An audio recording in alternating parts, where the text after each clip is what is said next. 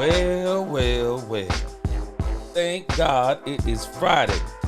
It is another great day to be alive, to be blessed on this side of life. And it is another great day to be a Dallas Cowboy fan. And so today we are going to talk Cowboys probably for at least a couple hours. Y'all already know. It's a drought out there right now with content creation. It's a drought out there. I mean, you have to really go out there and search, man. And I think I got some good stories for us today. I think I got some great stories for us today. But again, welcome, Cowboy fans and Cowboy haters alike. I'm the G, and I'm the host of Let's Talk Cowboys, where we talk facts. And if you like this video, please don't forget at the end to like, share, subscribe, hit that notification bell so you know the next time we post another video or go live, and we are live. And if you haven't become a channel member or subscriber yet, please do. We have so many great things coming in the future. Now let's talk facts. Today we have an absolute great show, I believe. We are going to look some more at Dak leading the pack. So I now got some verification. That is Joe Milton III in those photos with Dak Prescott. But I'm going to talk about why that is very significant. Also, don't know if Angie the Rebel Chick's going to be on today, but we also got verification. Another wide receiver is there that we didn't see yesterday. I am so glad that he is there because I'm telling you, this is shaping up to be an incredible season for one Dak Prescott. So we are going to talk about Dak leads the pack. Then we're going to talk about this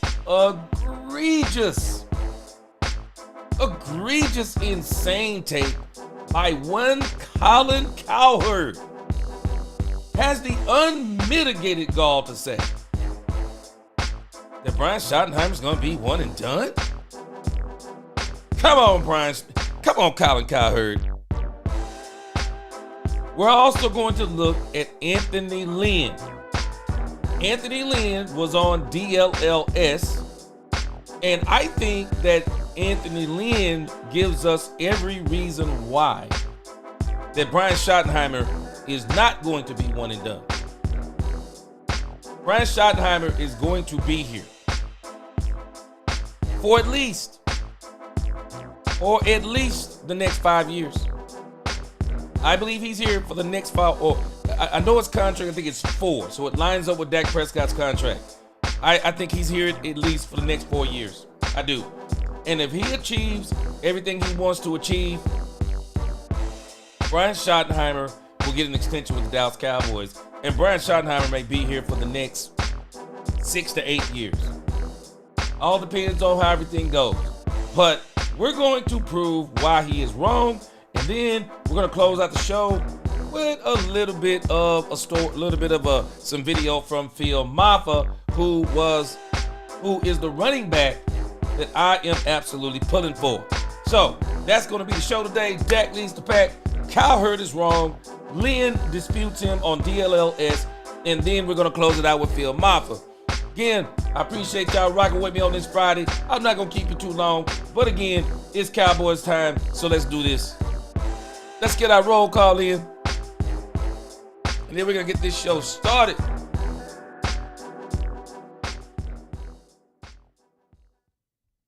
I appreciate y'all in the chat. Let's get our theme music going. Man, I got bad lighting over here. I can't see it right now, but let's go. Ho-ho! Yep. Dominique Pittman. First one in the crib. What's going on, Dominique Pittman? He said, let's get it. I agree. Richard Owens. What up in the crib? Madman in the crib. What's going on? Beatrice Adams. What's up? Bernard Fields, what's goody? Let's go. Davion Wallace, what up? He said, Peach, let's get it. DC4L, let's go. John Jones, yes sir. New Jack City, he said, what up, G Money? Let's go. Kerry Kelly, God bless you too. Let's go. Robert Dudley, he said, who is Sting and Ric Flair used to say, woo, yes sir. Let's go. Lawrence Lee, what up? He said, what up, G? This folks out here hating on the Cowboys. Hey, man, You know what? I taught a Bible lesson on Wednesday, Lawrence Lee. If there's one thing the Bible teaches us, hatred comes with greatness. Hatred comes with greatness. Let's go. Kelvin Hicks in the crib. What's up? Let's go. Timothy Govan. Yeah, hey, Timothy Govan, I agree. Dak will be mentally prepared. I agree with you. Let's go, Lawrence Lee. They know something. Desmond Paget. He said, bless him, Pastor G. Yes, sir. Bless you too. Let's go. Brian Worley. Well. Yes, sir. Let's go. Again, my man Robert Dudley in here. Yes, sir. Man, he said, Bernard Field said, Colin Cowherd looks like Uncle Fester with hair. Yes, sir. Bobby Bottles in the crib. He said, happy Friday, everybody. Let's go. B Fatty, what's going on with you? Jared Thomas, number 1 Dak Prescott fan. I'm number 2. He said Colin Cowherd does is rip Dak Prescott constantly and overrate Justin Herbert. Man, it seems like everybody does. He's even been caught saying that Herbert deserves 0 blame for the playoff losses. Stop it. Angie the Rubber Chicks, what's going on? She said, I see you got that Barry White. Hey, I'm gonna get them lights fixed. I'm telling you. I'm working on them now. Star Guardian X, what's going on with you? Cowherd should change jobs. He's become a comedian. Yep. Star Guardian, let me tell you something. The only real journalism these days, to me, the real journalism is coming from content creators. The real journalism is no longer coming from the 3 and 4 letter networks. It's all on it's on YouTube and different places like that. Man, we are the new media you go to if you really want to get some inside information. What's going on, Ignacio? Let's go. Nacho from the Bay Area. Let's go. Appreciate your man gave me a light. Brandy Mahoney in the crib. What's going on? Leezy 902. What up? We about to get started, y'all. Let's go. Jamal Ism. What's going on? Jamal, that's all he does now. He says stuff for the clicks. Mr. Get Dirty. He said first time for the live stream. Looking forward to it. Let's go. Yes, sir. Rocco Depoter. What up? Yep. All right, let's get into our first story.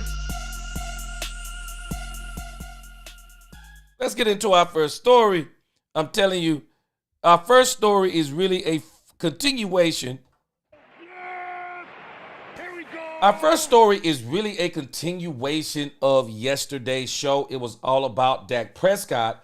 And so we're going to get at it a little bit again with Dak Prescott because some new photos have surfaced. So again, let me get a couple more greetings in. Mr. I'm Awake is in the crib. Mr. Get Dirty is in the crib. What's going on? Ice Cold Cowboy up in here. What up with you, Ice Cold Cowboy? Dak, again, this is a continuation of yesterday, Dak leading the pack. We have some new photos. And Angie, the Rebel Chicks, will be happy about these photos because her main man is there. And let's read this article real quick, and then we're going to get into these photos. But we have an article over here. It seems like some of the press is kind of like getting wind of some of the things that have been going on with Dak Prescott. I mean, this isn't new. Dak Prescott has been doing this for a while now. But I think what everybody is tripping on and oohing and ahhing about is everybody is oohing and ahhing about the physique. They are oohing and ahhing about the physique of Dak Prescott. Yeah, it is what it is. The man been putting in work. Says Dak Prescott goes viral for jacked physique at Cowboys skilled players. You know, let me show you something about this thing. We're going to read this article, and then we're going to look at these photos. And I'm going to show you something that's crazy about this thing with Dak Prescott. It is absolutely insane when you look at it. Dominique Pittman. Hey, Dominique, hey, you showing your age. You said another jive turkey. Dominique Pittman, appreciate that super chat. Dominique Pittman, they don't know nothing about them jive turkeys. Jive Turkey. I remember watching Good Times. Used to hear Jive Turkey all the time. Jive Turkey. Yes, sir. Dominic Pittman said Colin Cowherd, another Jive Turkey that needs to be set straight. Well, I'm going to tell you, Anthony Lynn's going to set him straight today. I believe on some things that Anthony Lynn said. Angel Rebel Chick said, gee, you said CD. That's all I'm trying to see. Skip everything else. Hey, we about to get to it. So everybody's like tripping on the physique of one Rain Dakota Prescott. It says here, Dallas Cowboys superstar quarterback Dak Prescott has been hard at work to get back to 100% after suffering a season-ending injury during the 2024 NFL season. Prescott suffered a partial avulsion of his right hamstring with a tendon pulling away from the bone, a Week 9 loss to the Atlanta Falcons. He had surgery to repair his hamstring on November 13, 2024, and has since been working hard in his rehab process. Man, people are really underselling this thing on Dak Prescott. Dak Prescott has done way more than just putting in hard work. This man has basically overcome this thing, and he is looking absolutely incredible right now. Dak Prescott is looking incredible. Lawrence Lee, appreciate that $9.99 super chat. Yes, sir. Let's do it. Star Guardian X, looks like Dak got that Captain America serum. Yes, sir. Man, Dak Prescott looking crazy up in here. And again, this is the photo that has everybody going crazy because Dak Prescott he is literally in the best shape of his life. Al Taylor, what's going on? He said, Vinny the G from Connecticut, love the show, appreciate you. Yes, sir. Big Dal 8604, I see you up in here, appreciate you. I am telling you, Dak Prescott is looking like he's in the best shape of his career. DK, you think Dak wins 3 Super Bowls if he played for Troy's era? DK, we already talked about it. I know for a fact, well, I can't say I know for a fact, but I believe that he does get 3 Super Bowls during that era too because Dak is that good. I do believe that. Dak Prescott is looking incredible in these doggone photos. It says getting Dak Prescott back to 100% will be crucial for the Cowboys if they want to bounce back in 2025. No doubt about it. After an injury-riddled 2024 campaign, Prescott could take the team to new heights, especially with the addition of star wide receiver George Pickens. Last season, Prescott threw for 1,978 yards, 11 touchdowns, and 8 interceptions with a career-low 45.3 QBR. Those are factual stats. I think one of the issues, though, that did happen with the Cowboys was Mike McCarthy was on a lame duck contract. A lot of the coaches were on a lame duck contract. Mike McCarthy seemed to be at war with Jerry Jones. They didn't want to run the ball. It wasn't just Dak Prescott that was injured. They had at least, 9, 10, 11, 12 injuries. Michael Parsons, DeMarcus Lawrence missed the entire season. Trayvon Diggs went down. DeMarion Overshown went down. The Cowboys were just injury riddled. So we could just write off last year. No big deal. The Cowboys will bounce back this coming season. And so let's look at these photos. I was able to dig up a few more photos. On Dak Prescott and this whole training thing. And there are a couple on here that I want you to really focus in on. Check this out. So we've already seen this photo. This is the one that has everybody going crazy. This is another photo we've seen. And so the thing that's got me tripping is a lot of these guys are actually looking, pretty good.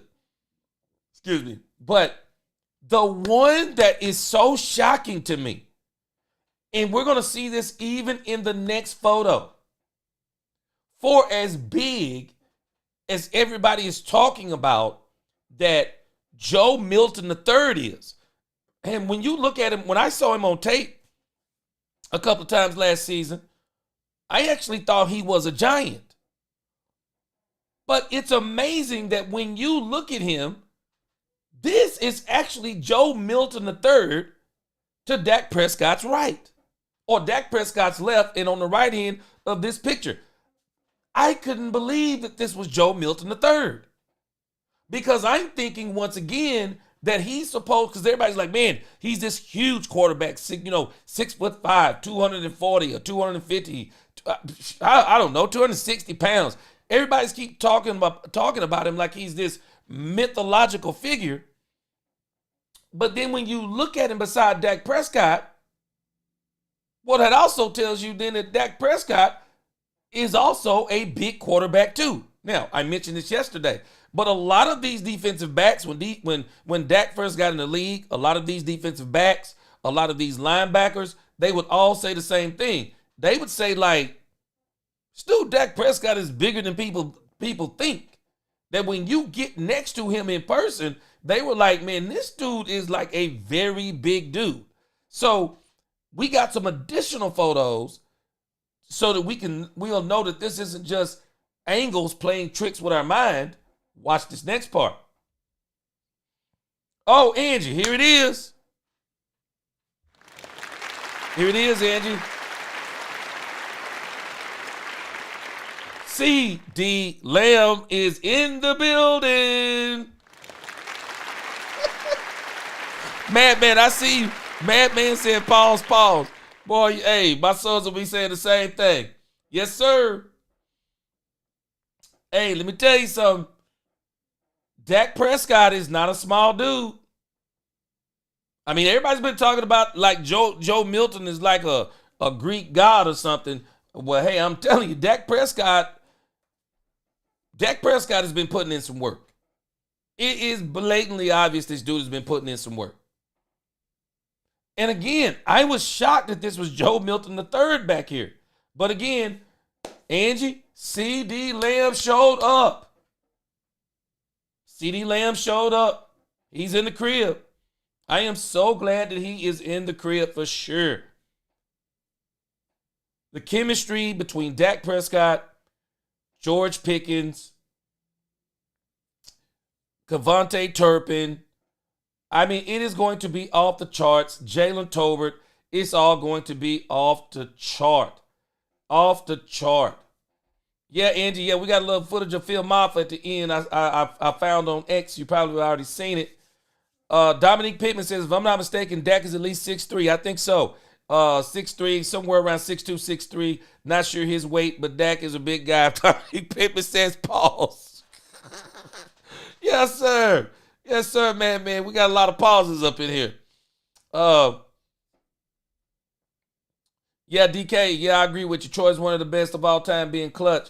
Carl Aber says, gee, in true, Dak has started in his prime. Those last years have been deep learning experience. Yeah, especially from the dynamics of ownership. Yes, sir. Agree with you.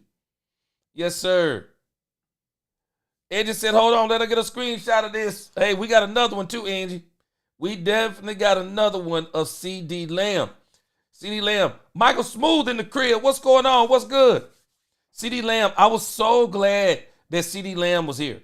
So glad, because I didn't, and I said yesterday, I think there would be some more pictures that would be updated. We also have another picture.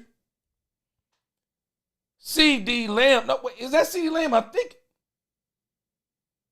I'm thinking that's C.D. Lamb right here. Y'all let me know. I do believe this is C.D. Lamb. Make sure. Yeah, this is C.D. Lamb, I think, again, right here, too.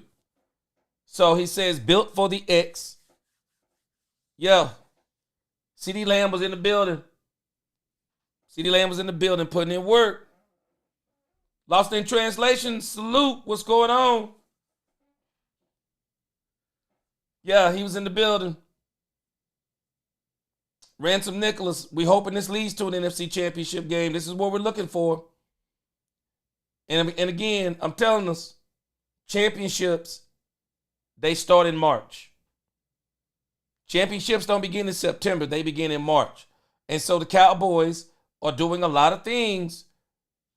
They're really getting this thing together. And I think what they're doing is they're really recalibrating and getting their mental game together because, championships, they also start in the mind too.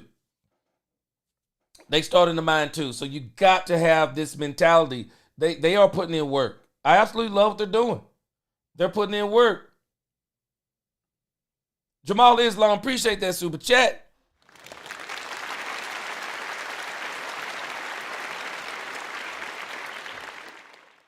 Man, let me tell you something, Jalen. Jamal Islam, appreciate that super chat. Jamal, I am working on a video. Let me tell you something. CD Lamb and George Pickens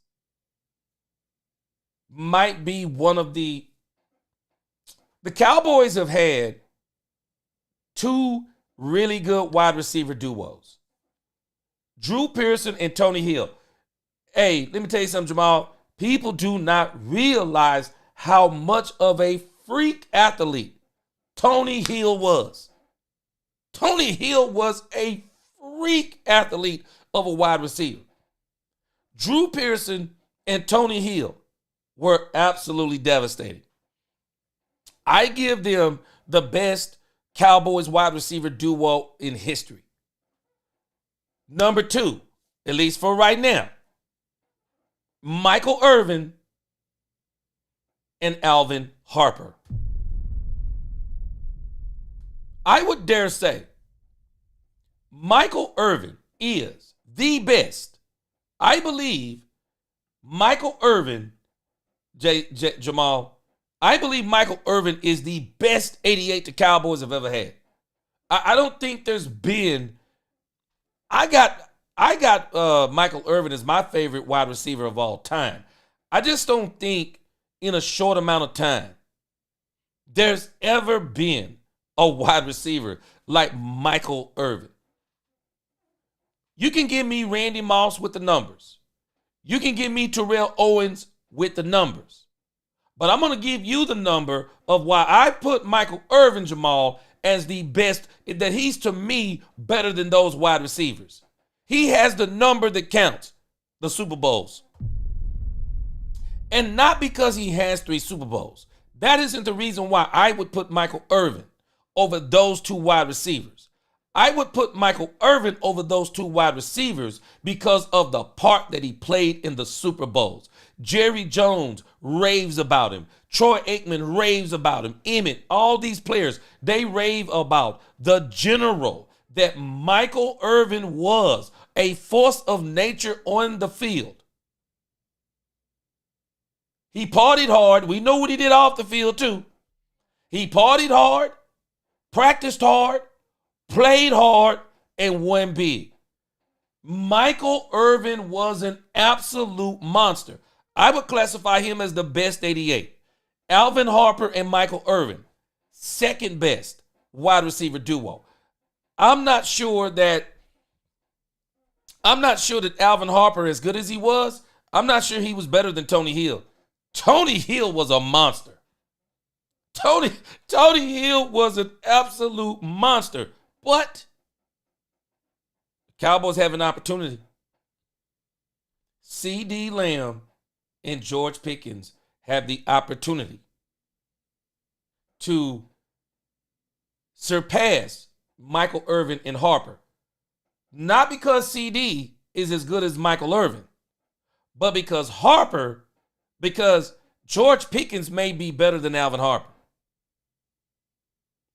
George Pickens may be better than Alvin Harper. Because Alvin Harper left the Cowboys, and he didn't have the success that he had with the Cowboys. A part of that has something to do with the team, I know. But we've seen George Pickens. We've actually seen George Pickens before he came to the Cowboys with below average quarterback play. And this dude balled out. So what in the world is this dude going to be able to do with Dak Prescott and CD Lamb? Man, let me tell you something. I really do think that they have an opportunity to be second best. Not because of CD, because we already know what CD is. CD Lamb is a top 3 wide receiver in this league right now. And you can put that order in any order you want to. He doesn't quite, he's more of a finesse 88. And Dez Bryant deserves an honorable mention. Dez Bryant was an absolute dog. I would have loved to see Dez Bryant with a CeeDee Lamb type of wide receiver on, because you couldn't have George Pickens and Dez Bryant. They're to me similar. I would have loved to see Dez Bryant with a CeeDee Lamb type of wide receiver, because I believe Dez Bryant would have been that much more potent. But because of CeeDee Lamb is an absolute monster. Yards after the catch, very, very deceptive in his speed, very slippery. Don't wrap him up. CeeDee Lamb goes to the crib, breaks all kinds of tackles. CeeDee Lamb is an absolute beast. He's just a different type of beast than Michael Irvin. But where Michael Irvin best all of these receivers is his tenacity, his drive, the way he drove the team, the way he drove other players. But I think George Pickens may be better than Alvin Harper. So CeeDee Lamb, George Pickens have an opportunity to be the number 2 to me. They really do. I think they have a great opportunity. Star Guardian X, appreciate that super chat.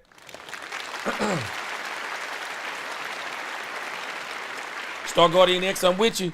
This isn't new. Dak's done this before, but it feels different. This retreat this year feels different. It feels different. Different type of energy. Seems like there's a different type of drive, a different type of motivation with this team. So everything that we're seeing is looking good. Poobie D in the crib, what's going on? Miss Matrix in here, what's going on? Quentin Scott in here, good to see y'all. Quentin Scott said, I'm back from work. It's got a spirit off. I'm ready, man. All right, let's go.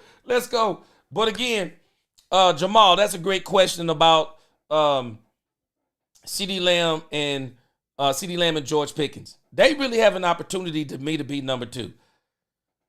I'm still going to give, oh boy, it's tough. It's tough because the best 88 to me is Michael Irvin. But when we look at the complementary receivers, so far to me, it's been Tony Hill. Alvin Harper number 2, but I think George Pickens is going to have an opportunity to surpass Alvin Harper. We got to get him signed.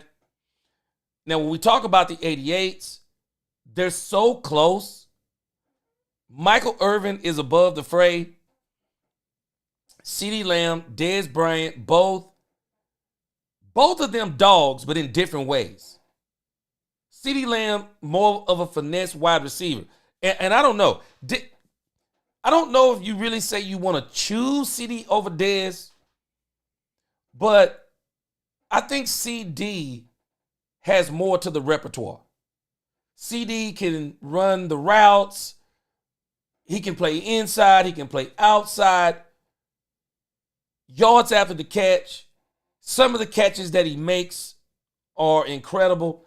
But then on the other end with Dez Bryant, throw it up, more of a George Pickens type of receiver.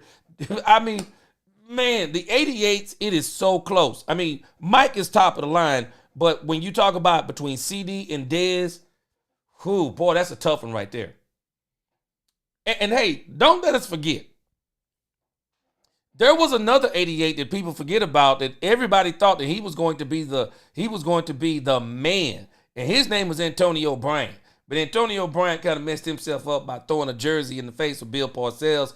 Very rebellious wide receiver, but nevertheless, spent some very good 88s. But as far as the second wide receivers go, Tony Hill is number 1. Alvin Harper is number 2. But George Pickens has an opportunity to leapfrog Alvin Harper because I think that George Pickens may be a little bit more of a dog than Alvin Harper was. So, again, I got a couple more photos and I'm going to come to your comments. Got another couple of photos here. Here's another picture. Jalen Tolbert. Not sure who the guy here is on the far right. Dak Prescott and Joe Milton III again.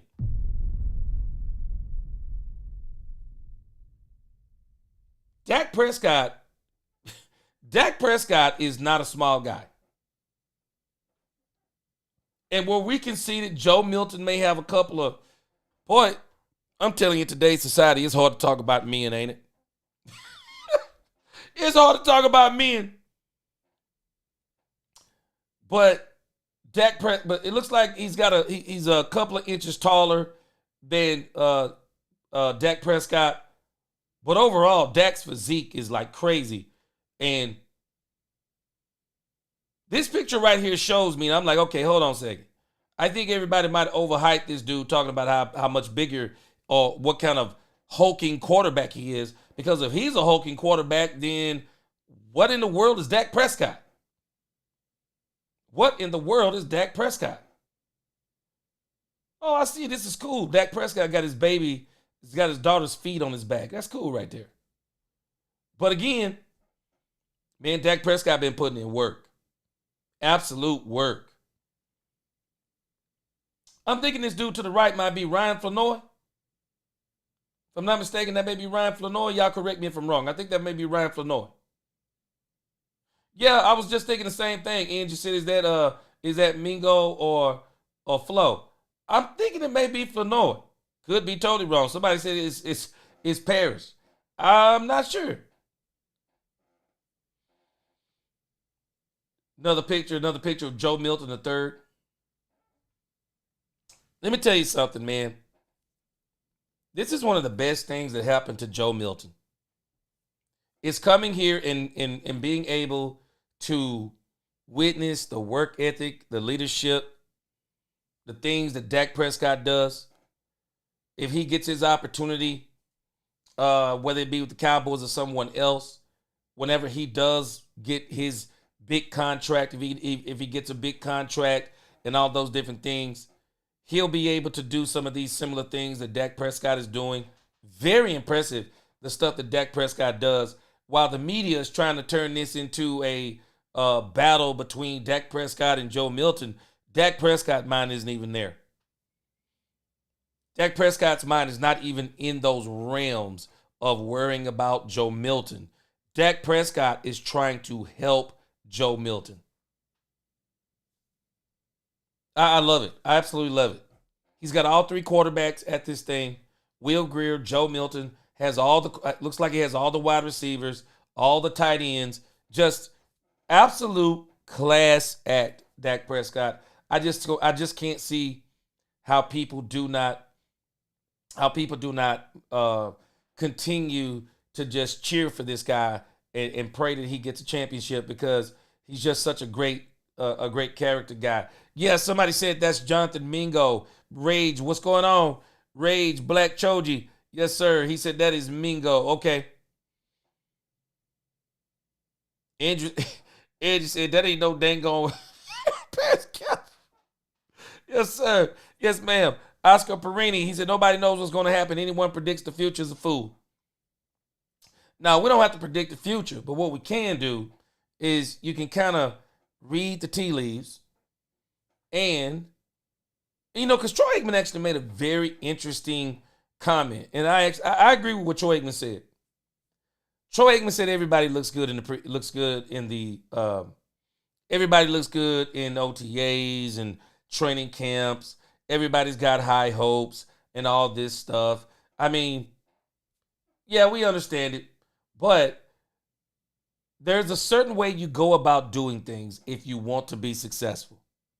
There are habits that you have to have if you want to be successful. There are things that you need to do to be successful, so that when chance meets opportunity, you can rise to the occasion. So, again, I still think the Cowboys, I think we're going to see flashes this season, but I think next year is going to be the season to where the Cowboys are going to make this huge push for the Super Bowl. But I think they also going to show some flashes, and I think they're going to shock some people this year. I think they're going to beat some teams that nobody expected them to beat. And I think that there will be a lot of people on the Dallas Cowboys bandwagon probably around mid-season to 3/4 of the season, because I think there will be a lot of people saying the Cowboys are going to do this, that, or the other. But we'll see. At the end of the day, We have to get this on the field and see what it looks like. Got to get it on the field.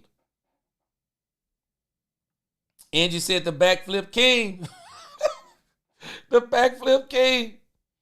Michael Smooth said nowadays everybody's so homophobic it doesn't make any sense. But I get where you're coming from. You will get no pauses from me. Michael Smooth. Applause. I be telling my sons the same thing. I'm like, come on, man. Y'all can't be doing it. We can't be in this realm every time somebody says something. But we know where people's minds are. Jameson Taylor in the crib. Hope all is well. Oscar Perini, yes, G, I agree. Was just reacting to Colin Cowherd comment. Yeah. Oh, gotcha. Yeah, I appreciate that. For sure. DK, he said, Dak proved me wrong. I hope to God. Yeah. Dak Prescott, we got to be very careful, DK, because the Cowboys have really got to start building around Dak Prescott. They got to really get on it because Dak Prescott is on the second half of his career, and Anthony Lynn is actually going to allude to this too, because we don't want Dak Prescott to be the next Dan Marino. And not saying that Dak Prescott's Dan Marino, but there have been a lot of talented quarterbacks that have not won Super Bowls. A lot of talented quarterbacks because they have not been on the right teams, not had the right coaching around them. There have been a lot of players that have not won these Super Bowls. It is what it is. It is what it is. Stephen White in the crib, what's going on? But hey, man, I'm just glad that the Cowboys are building this camaraderie, especially with Dak and the backups. Dak is putting these guys up under his wings, and he is trying to help them to be successful as possible. Yes, sir. Salute to you too, Stephen White. Appreciate you. I just love what Dak Prescott is what Dak Prescott is doing.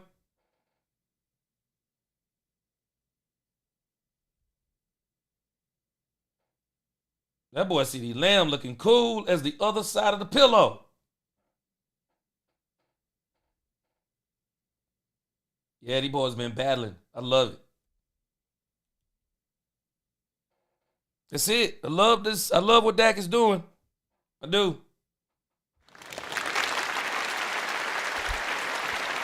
Love what he's doing. Just gotta get it on the field this year. As I always tell my uncle every season, if Dak Prescott is healthy, look out.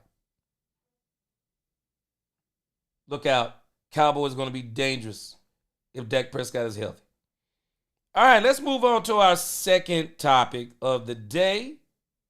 And let's move over to our man, Colin Cowherd, who now in the social media age is all about the clicks. Let me tell you about Colin Cowherd. Colin Cowherd is not just about the likes.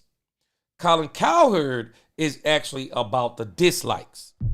Colin Cowherd thrives off of salacious topics because he knows that those are the headline grabbers. He says some of the craziest things on purpose. On purpose. A lot of these guys, let me tell you, don't let them fool you. A lot of these guys took some pages from the book of Skip Bayless. Skip Bayless was a great journalist. Don't let anybody take anything away from Skip Bayless. But when Skip Bayless stepped into the social media age, when Skip Bayless stepped into Cold Pizza, First Take, Undisputed, Skip Bayless became a walking headline. And rather than putting in the great journalism that he used to do in his days when he was writing, because back in the days when they were writing, credibility was everything. Sources, sources of the stories. The truth was everything. But in this new social media age, the truth isn't everything as much as can you say something that grabs attention? Is it attention grabbing? Does it get clicks? Does it get likes? Does it get dislikes? Skip Bayless is the king of this form of media. Skip Bayless is the father, in a sense, of the sports, and I'm not talking about sports debate. I mean, I'm talking about the hard sports debate to where people are almost on the verge of fighting. Skip Bayless was so arrogant back in the days on Cold Pizza, First Take. He reincarnated Stephen A. Smith. Stephen A. Smith wasn't like he was until he started getting around. Him and Skip Bayless had been friends back in the newspaper days, but when he got him on Cold Pizza, First Take, Skip Bayless is the father in the sense of this crazy Stephen A. Smith that you see on First Take. And so Colin Cowherd, same way. He's taking some pages out of Skip Bayless' book. Colin Cowherd does not mind saying things that gets him hated because he knows that that is going to get him clicks. And he doesn't mind the dislikes because the people, the dislikes will get you paid too. Yep, the dislikes will get you paid in this era too. So let's look over here at Colin Cowherd. And I want to show you where Colin Cowherd is wrong. I think he has a segment where Colin Cowherd was right and Colin Cowherd was wrong. Well, we're going to talk about where Colin Cowherd is wrong. Colin Cowherd, this has got to be one of the craziest takes of 2025. I thought Pro Football Focus having Dak Prescott at number 17 was crazy. This is even more insane. Jerry Jones will fire Brian Schottenheimer, claims Colin Cowherd in surprise prediction. What? Come on. Brian Schottenheimer is a one and done, Colin Cowherd says, adding that he thinks this is his least surprising prediction. Jerry Jones will know by Thanksgiving. He will know by Thanksgiving. He made a huge mistake. Thanksgiving? Now, this is where I've already been saying that people need to pump the brakes. I do believe that Brian Schottenheimer is going to win in his first season. But we have to realize, man, that he's implementing a new culture, a tweaked offensive system, brand new defensive system, all new coaches with the exception of the tight end coach. Again, brand new culture. We got to stop expecting Super Bowl from Brian Schottenheimer. Not saying that it can't happen. But come on. The expectations that people are heaping on this man. Jimmy didn't do it in the first year. And if I could gauge, if I could use the Jimmy Johnson gauge of where the Cowboys are on the Jimmy Johnson gauge, because Jimmy comes into the Cowboys and they got to totally rebuild. They make the Herschel Walker trade in the first season. They don't start getting some of these players until around, I think, Emmett was in 90, Harper in 91, some of the defensive and offensive line, 91, then 92. You get Charles Haley. So when I start looking at 90, 91, 92, because we can't put Brian Schottenheimer at the 89 point, because we've already got Dak's already established, CD's established. We got George Pickens now. We went and did some things on defense. Donovan Ezeraku, Dante Fowler. We got the Marion Overshown. We got to get all that stuff together. And by midseason, I think the Cowboys are really going to start turning it on. But if I can use the Jimmy Johnson gauge, I don't think we're at 92. I don't think we're at 92. 92 was the Super Bowl season. If I use the Jimmy Johnson gauge, I think the Cowboys are at 91. I think the Cowboys are at 91. They're somewhere in between 90 and 91-ish. I don't think they're 92 Cowboys. 92 Cowboys, number one defense in the league. Number one defense. Michael Irvin, Alvin Harper, Emmitt Smith, the offensive line, everything's together. That's the 92 Cowboys. I think we're at the 91. I think we might be at about the 91 point to where we're going to be good, but we still have to keep building. We still have to keep building because we can't think that George Pickens is the end all to be all. He's the answer to the Cowboys playoffs and Super Bowl woes. No, you need more. You need more. This isn't enough. It doesn't mean it can't be enough. It isn't enough. It's not. And the gauge that I'm using is the 92, 93, 94, 95 Cowboys. That's the gauge. And even if we look at the most recent gauge, it's the Philadelphia Eagles. That's the most recent gauge. Tell me what Jalen Hurts had. And I'm going to tell you, Dak Prescott, as far as we've seen so far, Dak Prescott doesn't have that yet. We need to let Brian Schottenheimer, he's got to get a year under his belt. I do believe Brian Schottenheimer has to get a year under his belt. We have to at least give him that grace. We have to give him that grace. We have to give this coaching staff that grace. Jerry is not firing Brian Schottenheimer in the first season because I think even Jerry understands this. Jerry understands, I believe, where they are. And this is the gauge I'm calling it. I'm calling it the Jimmy Johnson gauge. Jimmy Johnson had 5 of the best years any coach could ever have in his career.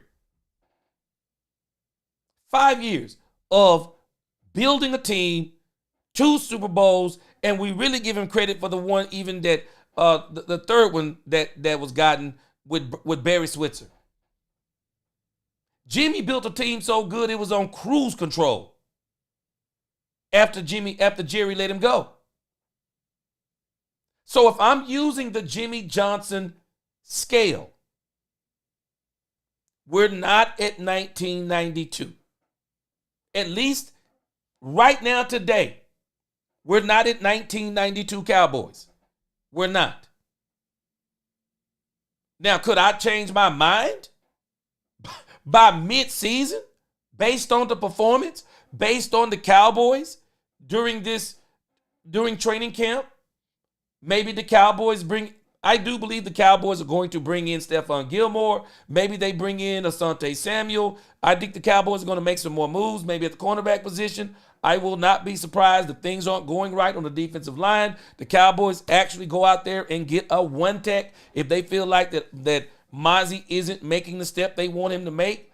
I think the Cowboys are still going to do maybe 3 to 4 more tweaks once the season, right there when the season starts. We may even do something at the trade deadline. If the Cowboys are really doing well, I will not be surprised if Jerry Jones makes some crazy trade this year because he's been doing a lot of things uncharacteristic of what we've seen the last few years. Jerry may even make a push at the trade deadline. So if I'm using the Jimmy gauge, we're at about 91. We're at about 91-ish Cowboys. 91 is when they got Alvin Harper. We got George Pickens. They got Emmitt, I believe, in 90. We don't know who our bell cow back is yet. We have no clue what our running game is yet. This is why I say we got to, guys like Colin Cowherd making these predictions. It's crazy. There is no way this team would have to collapse on levels that are unheard of. And even then, Jimmy Johnson, what was he, 1-15? 1-15?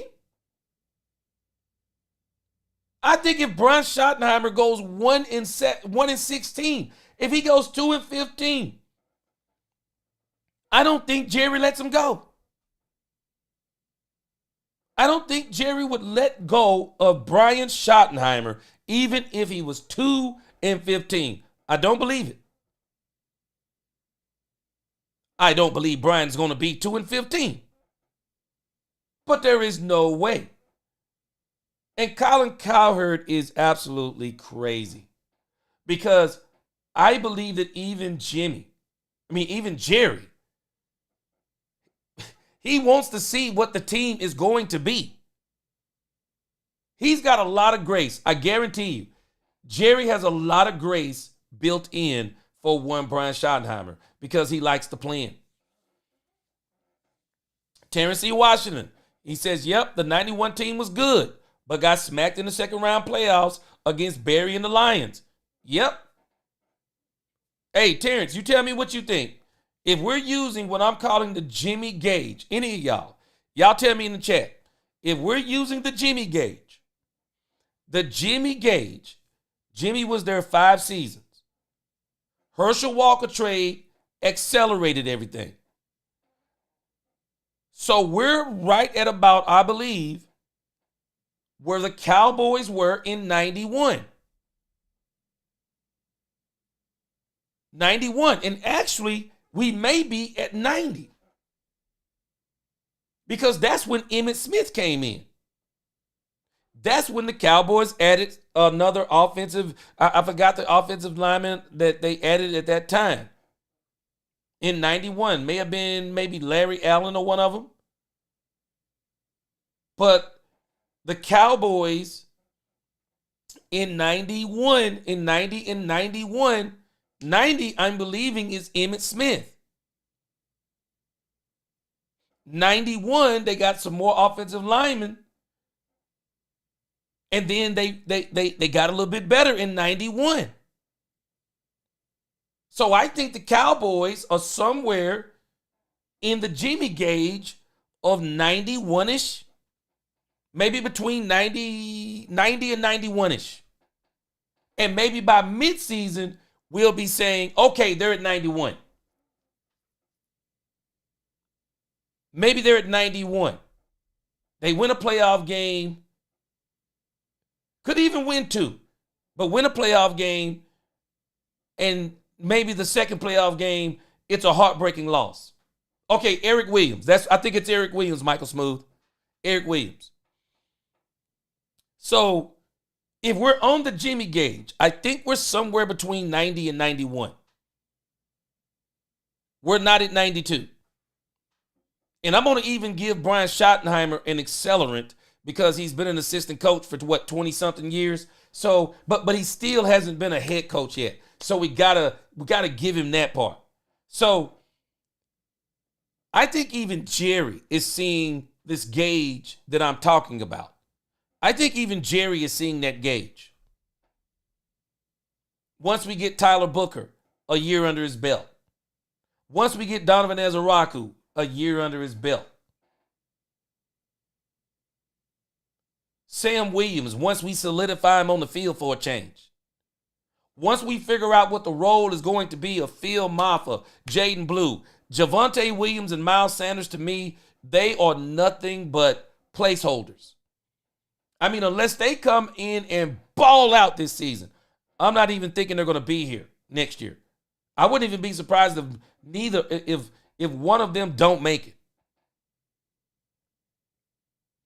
But we still have to see what the team is. And so this is why, for me, I think that Brian is going to win a Super Bowl. I do. I think he's going to win a Super Bowl. I'm not sure. I'm just telling us I've been telling us this stat for the longest. There's only been 2 rookie coaches to ever win a Super Bowl. And both of those had been with their said team for years. The team's cultures was already established. The coaches were already established. The players were already in place. George Seifert basically coached Bill Walsh's leftover super team. So with Brian Schottenheimer, I don't even think if Brian Schottenheimer don't win a game up until Thanksgiving, I don't think Jerry says we're done with Brian Schottenheimer this season. Ain't no way. Ain't no way. With Dak Prescott, we've already seen this. Dak Prescott with Jason Garrett, what do we see? 13 wins. Dak Prescott with Mike McCarthy, what do we see? 12 wins. There is no way with Dak Prescott as your quarterback. If Dak Prescott is healthy this season, Brian Schottenheimer's first season is going to be a winning season. Brian Schottenheimer's first season is a winning season. Book it.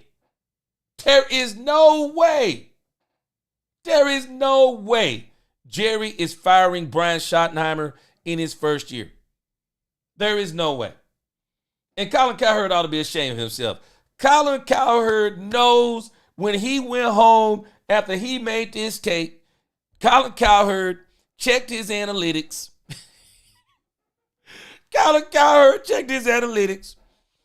Colin Cowherd was rolling on the floor at the money that came in after this insane take because he knows absolutely it's insane. It is insanity and he knows it. Let me read some of your comments here. Michael Smooth, he said he likes my Michael Smooth said he likes my Jimmy Johnson gauge. Michael Smooth said that's a great gauge you're using, G. Appreciate it. The Real Daryl says Cowherd says a lot of things to get people talking. Exactly. If he is wrong, he comes out and says it to get clicks, views, and comments. Now, The Real Daryl, he has a segment of his show. He says where Colin was right and Colin was wrong. So he does this on purpose. Colin has taken the page from the Skip Bayless book of success. You are as popular or even more popular being disliked than you are being liked.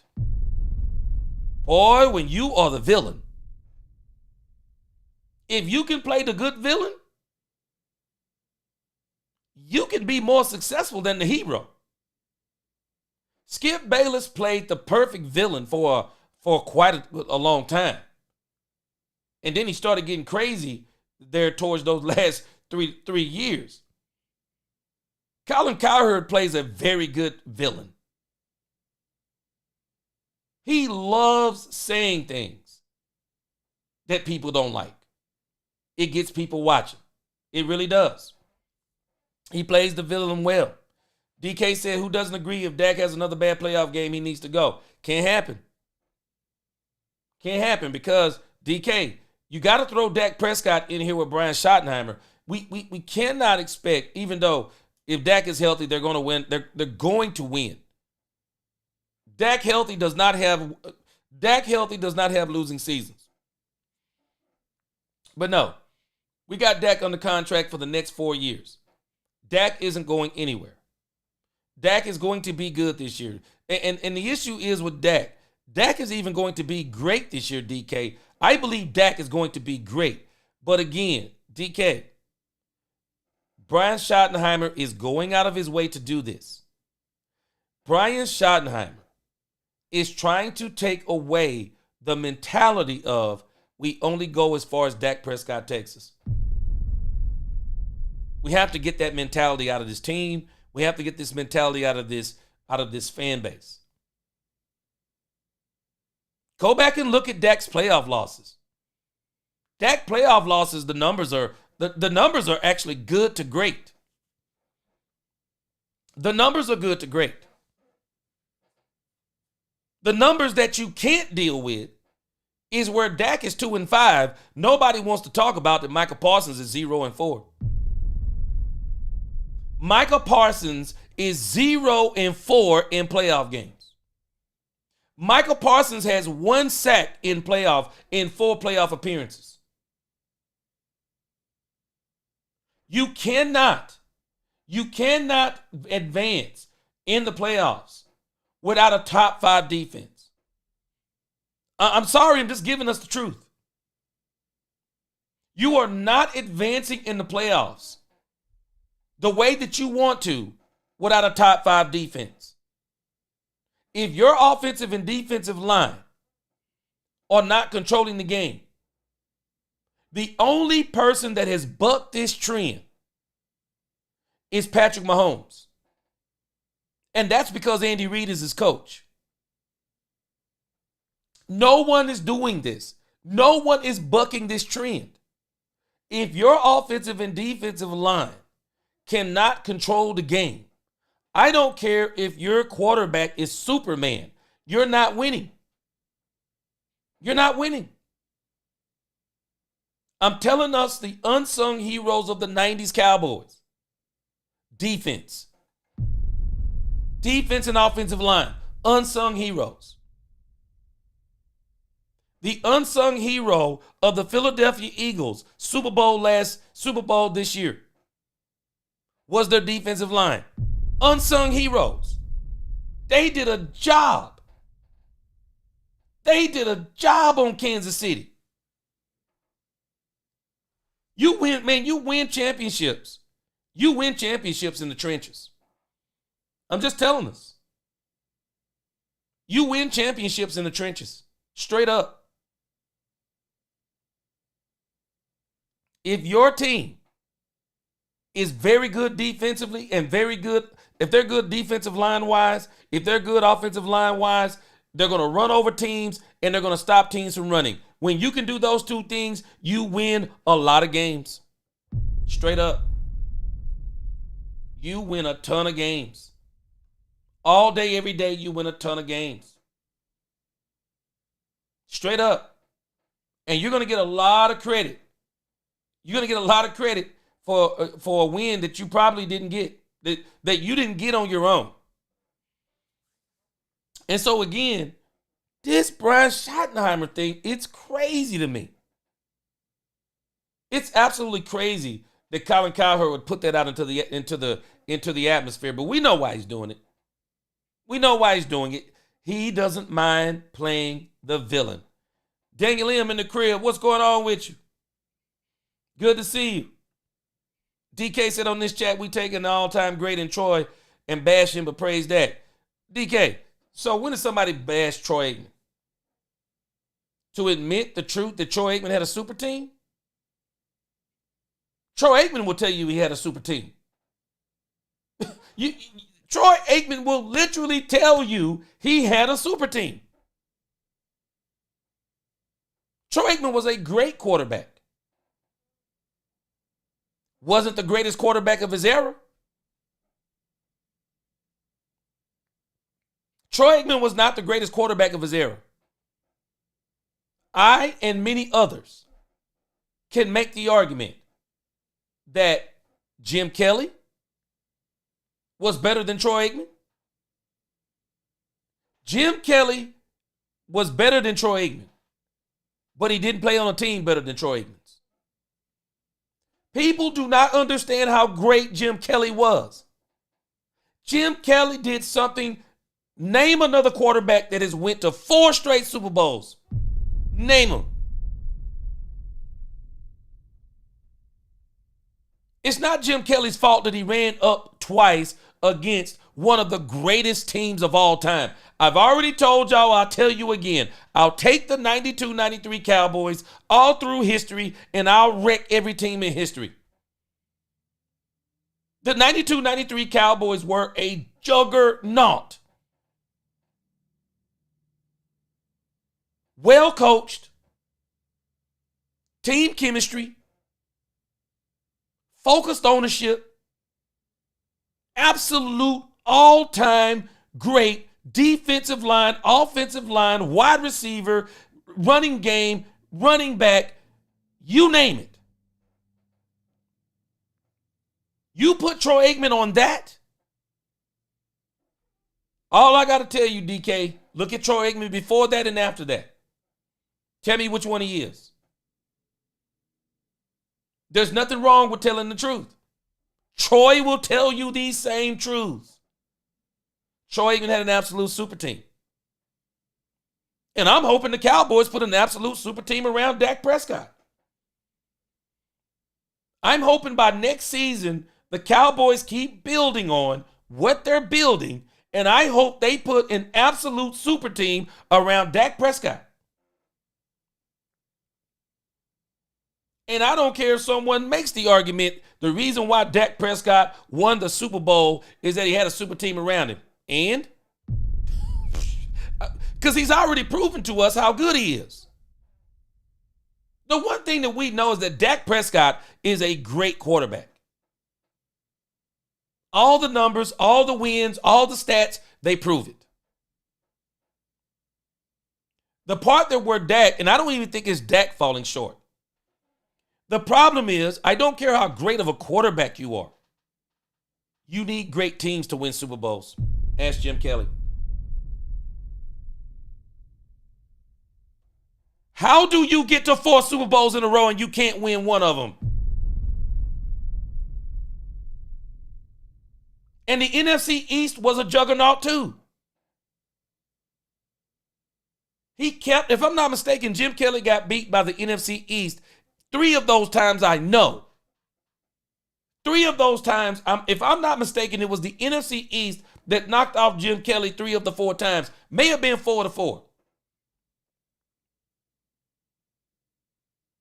I promise you there are people that will tell you that Steve Young was better than Troy Aikman.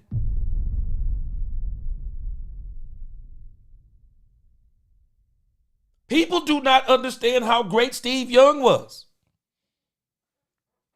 Steve Young was a great quarterback. An absolute dangerous runner. Dangerous. Man, people would not believe when I told my sons how great Steve Young was at quarterback. And, you know, they're watching them commentating like, that guy was great. Steve Young on those Cowboys teams would have won 3. Steve Young was incredible. Could we imagine Joe Montana? Could we imagine Joe Montana on the 90s Cowboys? Dan Marino? People don't understand the quarterbacks that Troy Aikman played in the era of. Troy Aikman played in the era of absolutely just all-time great quarterbacks. But there was one thing that they lacked. They didn't have all-time great teams. They didn't have all-time great teams. And there's nothing wrong with that. Man, I would love to play on an all-time great team.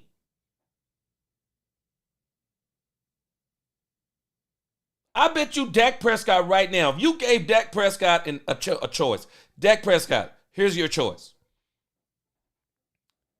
First team All-Pro, MVP of the league, Offensive Player of the Year, starting quarterback in the Pro Bowl. All 4 of those. Dak, we're going to give you those. But you're going to lose in the second round of the playoffs this year. Or, Dak, let's give you another option. Your numbers this season are going to be very pedestrian. You're going to rank somewhere mid-pack in passing. Somewhere around the first quarter of completion percentage, because that's just Dak Prescott. You're going to have somewhere around 35 touchdowns. I mean, it's going to just be an absolute normal year for you, Dak Prescott. You'll be a top 12 quarterback. But with one caveat, Dak Prescott, you're going to win the Super Bowl. You don't think he's taking it?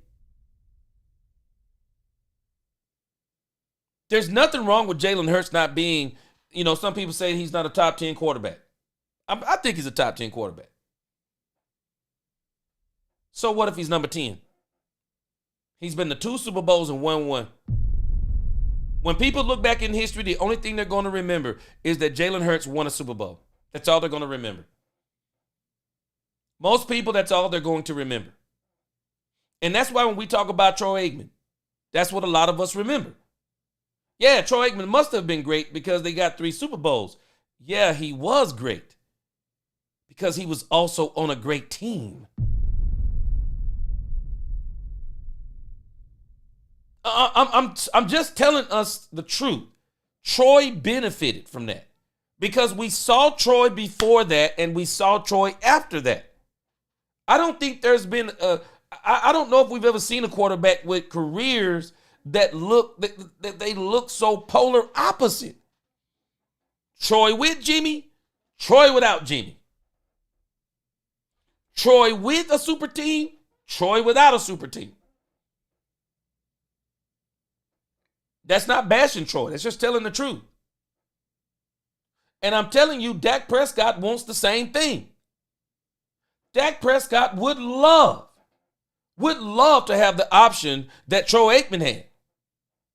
Hey, Dak, we're not going to put the team on your back every single game of the year. You know what we're going to do? We're going to do to you similar to what we did to Troy.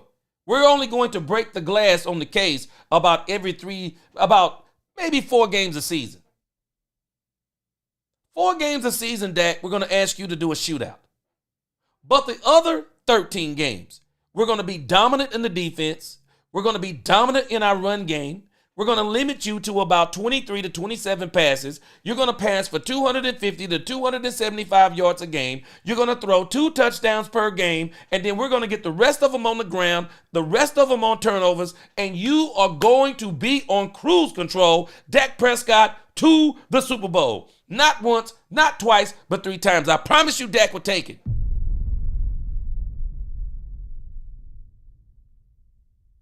Jerry Jones is the one that put this entire team on the back of Dak Prescott, not Dak Prescott. Dak Prescott gets the blame for Jerry Jones putting the entire doggone team on his back, and he never did it to Troy Aikman. Here we go.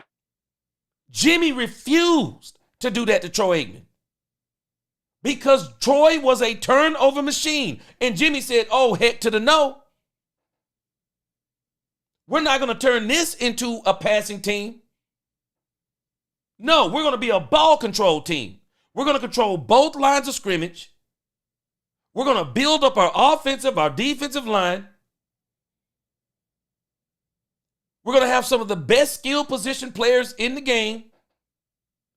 Jimmy built his team whether people realize it or not. Jimmy Johnson built his team inside out. And I don't find it to be strange that Brian Schottenheimer attempted to do the same thing in his first season. He tried to build the team inside out. What do I mean inside out? Trenches. Let's bring in Jay Toya. Jay Toya, whether we accept it or not, Jay Toya is going to play this year.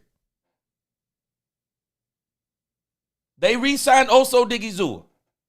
They brought in Solomon Thomas. They went and got Perry Young from the UFL. He may not be the player that we want or we may think that he is. But he's trying to build it from the inside out. And I think where they did the better job of this is on the offensive line. They went and got Cooper Beebe. Went and got Tyler Guyton. They already have Tyler Smith. Already have Terrence Steele. Went and got Tyler Booker. Got Brock Hoffman. The Cowboys, what they are doing is inside out building. And I don't think they're done on the defensive line. I think the Cowboys know on the outside, the Cowboys are great. Dante Fowler, Marshawn Kneeland, Donovan Ezraku, Sam Williams, Michael Parsons, Peyton Turner. The one thing the Cowboys will be able to do is rush the passer. We just got to figure out what they're going to be at the defensive tackle position. But I think they're going to go and try and shore that up before the season starts. The Cowboys are going to win. Straight up, the Cowboys are going to win. I don't agree with you, DK. I don't agree with you. And there's a lot of people that wouldn't agree with you on Troy's on the. There are people that will not agree with you, DK, because there were a lot of people that even when Troy went into the Hall of Fame, there were people who were debating on Troy being in the Hall of Fame. Because there were people who were acknowledging that he played on a super team. And I don't think people were necessarily arguing about him being in the Hall of Fame, but I think there was some naysayers on first ballot. Why? Because DK, you're not acknowledging something. Troy Aikman was not the best quarterback of his era. There's a difference in being the best quarterback of your era and playing on the best team of your era. Those are two different things. Troy played on the best team of his era. Troy wasn't the best quarterback of his era. I don't even know if we rank Troy Aikman the way we talk about Dak Prescott being top 5. We never. I'm telling us, and I'm glad we never had these discussions. We never had discussions about Troy Aikman being top 5. We didn't care. We didn't care about Troy Aikman being a top 5 quarterback. We just didn't care. That's this generation's language. We didn't care about Troy Aikman being top 5. The only thing we cared about was that we had the number 1 team in football. The number 1 team. Brian Schottenheimer, let me tell you what Brian Schottenheimer is telling us. Brian Schottenheimer, when Brian Schottenheimer says he wants to build the best culture in sports, that's his fancy way of saying he wants to build the best team in the NFL. That's what he's saying. He wants to build the best team. He wants to build the best culture. The culture is the team. Brian isn't interested in having the best players because he knows that isn't possible. This isn't 1992 no more. There's a salary cap now. Free agency isn't the same. Troy Aikman also, the 92, this is why I'm telling you I'll take the 92-93 Cowboys and I'll wreck every team in history because they're an anomaly. They can't even be compared to the 70s Cowboys. Now, DK, if you were talking about Roger Staubach was on another level, I'm agreeing with you because Roger Staubach was actually on another level. As great as Troy Aikman was, not even close to Roger Staubach. Roger Staubach was literally one of the best quarterbacks of his era, period, end of story, hands down. Could run the ball. Make every throw. Read the defenses. This man was an absolute menace. When you talk about quarterback play, Roger Staubach was it. Troy Aikman? Troy Aikman benefited from the system. How do I know? Because I saw Troy Aikman in the system and I saw him outside the system. And they're both two different quarterbacks. Troy Aikman could not carry the Dallas Cowboys after 1996. Book it. He couldn't carry the team because he never carried the team. Troy Aikman in 1991, DK, it was Jerry Jones. Because Jimmy, I'm telling you, Jimmy can tell you anything Jimmy can tell you anything he wants to now. You're looking at television, Jimmy. You're not looking at the ruthless 1990s Jimmy.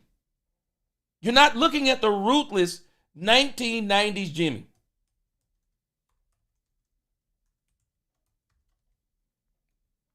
Let me tell you something. There's a quarterback by the name of Steve Berline. Troy Aikman went down in 1991. Steve Berline came in 1991. Steve Berline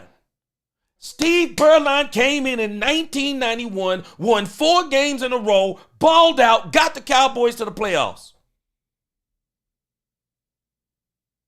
Troy Aikman, I'm telling us, Troy Aikman's breakout season was 1992. That was Troy's breakout season. Breakout season. Troy was a turnover machine. DK, I appreciate everything you're saying, but I was alive during that time. I remember these scenarios. It's the truth. This is the problem. The only thing, and this is why Dak Prescott wants to get his Super Bowls, because the only thing people will remember about Dak Prescott if he gets a Super Bowl is that Dak Prescott got a Super Bowl in Dallas when nobody else could for 30 years.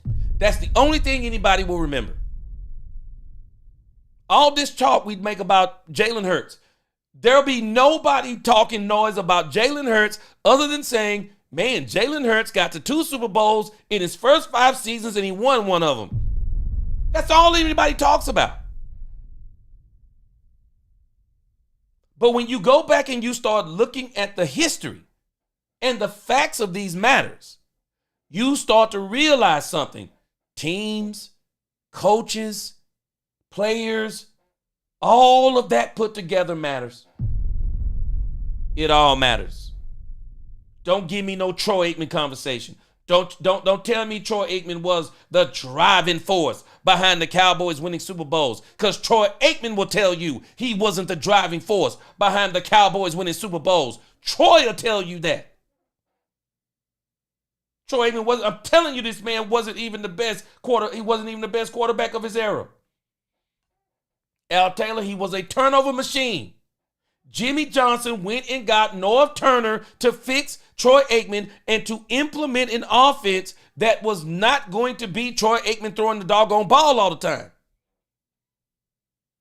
Emmitt Smith changed life for Troy Aikman. Emmitt Smith, even Michael Irvin said it. Emmitt Smith changed life for the Dallas Cowboys. Emmitt Smith and that offensive line, and let us not forget the defense. They changed life. And the Cowboys have got to change life for the Cowboys again. Build the team from the inside out. And don't come in here with this nonsense talking about what Colin Cowherd is talking about. Yeah, man, Brian Schottenheimer by mints. This isn't all on Brian Schottenheimer. Brian Schottenheimer can only do so much. There's going to have to be chemistry on this team. This team has got to buy into what Brian is preaching. We've seen it in the OTAs. Now we got to see if it translates into the training camp. And once we see it translate into the training camp, then we got to get it in the preseason. Let's see what these players look like in the preseason. I got a strange feeling Brian Schottenheimer may convince Jerry Jones to buck the norm. I believe Brian Schottenheimer is going to try and play starters in the preseason. And I believe Dak Prescott needs to play in the preseason. I don't care if he's just handing the ball off. Dak Prescott needs to get back out there in live bullets before the first game of the season. A lot of people now, we got to start thinking about this. Dak Prescott went out in week number 9 against the Atlanta Falcons. Dak Prescott missed half a season. It's going to be almost an entire year, and Dak Prescott has not seen football. We're going to have to give this team, this is why I keep saying, man, we're going to give this team a little bit of grace. And I believe that Jerry already has that built into this thing with Brian Schottenheimer. Jerry knows, I think from what everything that Jerry is doing and Steven are doing, I think they are both cognitive of where they are on the Jimmy Johnson scale. I think they're very cognitive of it. I think they're both thinking, because if it was me, I would be thinking, how do we do this with Troy? How do we get Troy to this next level that we got him to? Oh, hold on a second. Maybe we don't focus on getting Troy to another level. How about we focus on getting the team to another level, and in getting the team to another level and surrounding Troy Aikman with coaching, with players, that Troy Aikman will then be better, because we'll also have a coach that's going to put in a game plan that's going to help implement or help highlight the strengths of one Troy Aikman. Sounds like a plan. Cowboys have to do the same thing with Dak Prescott. It's simple. It's simple. And this is why we have to get this mentality out of our head. We have to stop worrying about who is the best quarterback. We have to stop. This is the dumbest conversation to me. It is a dumb conversation that when you have a quarterback as talented as Dak Prescott, the conversation isn't even the quarterback for me anymore. You can tell me anything you want to about Dak throwing some interceptions in the playoffs. Other quarterbacks have done it too, but they still won games. You can tell me anything you want to about Dak Prescott. When I look at the tape on Dak, when I look at the stats, when I look at the wins, I look at him and I say, hold on a second, man. There have been quarterbacks that have not been as good as Dak Prescott that have won Super Bowls. How did they win Super Bowls with quarterbacks who are not as good as Dak Prescott? Because Jalen Hurts is not as good as Dak Prescott. But his team is 10 times better. Yeah. At least in 2024 it was. Jalen Hurts' team was 10 times better than Dak Prescott's. Straight up. We're talking about Dak Prescott. The Philadelphia Eagles, they're not talking about Jalen Hurts. The Philadelphia Eagles are saying we won the Super Bowl. We're still blaming Dak Prescott. We got to kill that mentality. We got to kill that mentality. Robert Dudley, I'm telling you, you mentioned a name right here, Eli Manning. Who said that Eli Manning was top 10 in his era? Who? Find me a person that'll tell you that Eli Manning was top quarterback in his era. Find that person.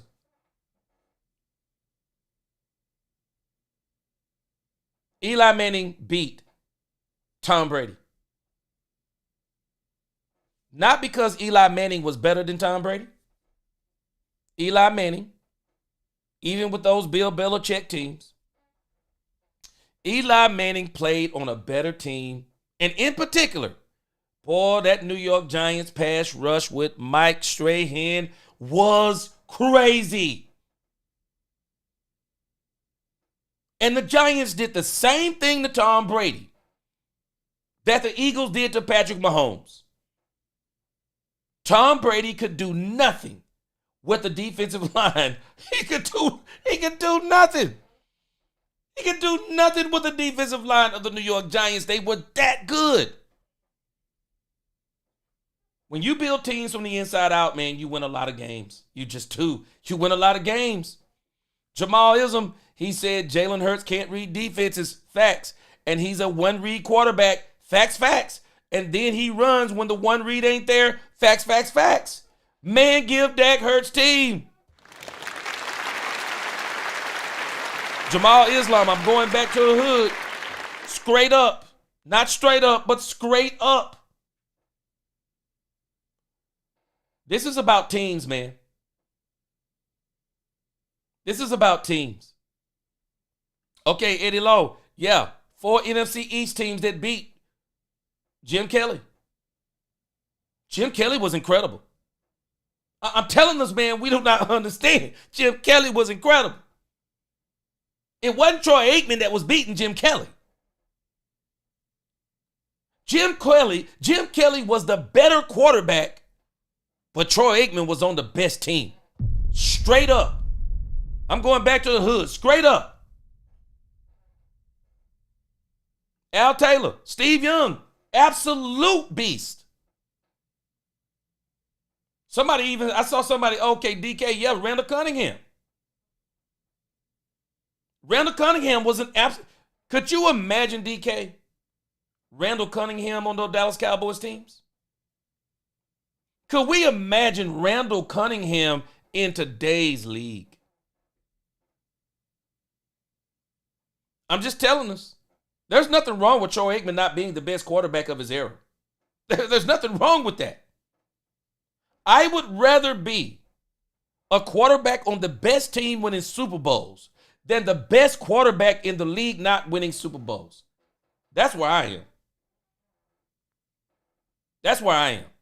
And I think Brian Schottenheimer is going out of his way. He is trying to take all of this weight off the back of Dak Prescott. That's why when people ask Brian Schottenheimer about Dak Prescott, he just kind of keeps it short. Yeah, Dak's developing. Yeah. What's the gauge for Dak Prescott wins? Because he knows Dak's going to win. Brian is saying we got to get this culture to be better so that we can stop this talk about Dak Prescott and we can start putting this onus on the whole team. Put this on the whole team, man. Stop putting this on Dak Prescott. Don't put the team on the back of Dak Prescott again. The only time we need this on the back of Dak Prescott is when all things fail. If all things fail, then hey, Dak, you got to be Superman. How about we stop him from being Superman? I've said this before. How about we stop Dak from being Superman all the time? How about we let him be Clark Kent sometimes? Yeah, Tony Simmons, Jimmy Johnson. What's going on, Tony? He said Jimmy Johnson had that Landry effect, disciplined and mentally tough. And this is going to lead us into our next topic. Yes! Here we go! Jeremy Lynn is going to address a lot of these things that we're talking about. Tony Simmons without Barkley, now without Purdy injury, now bleep the hey, Tony Simmons.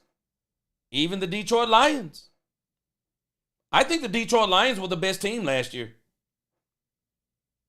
Defense got decimated. You can't win without your defense. Terrence E. Washington.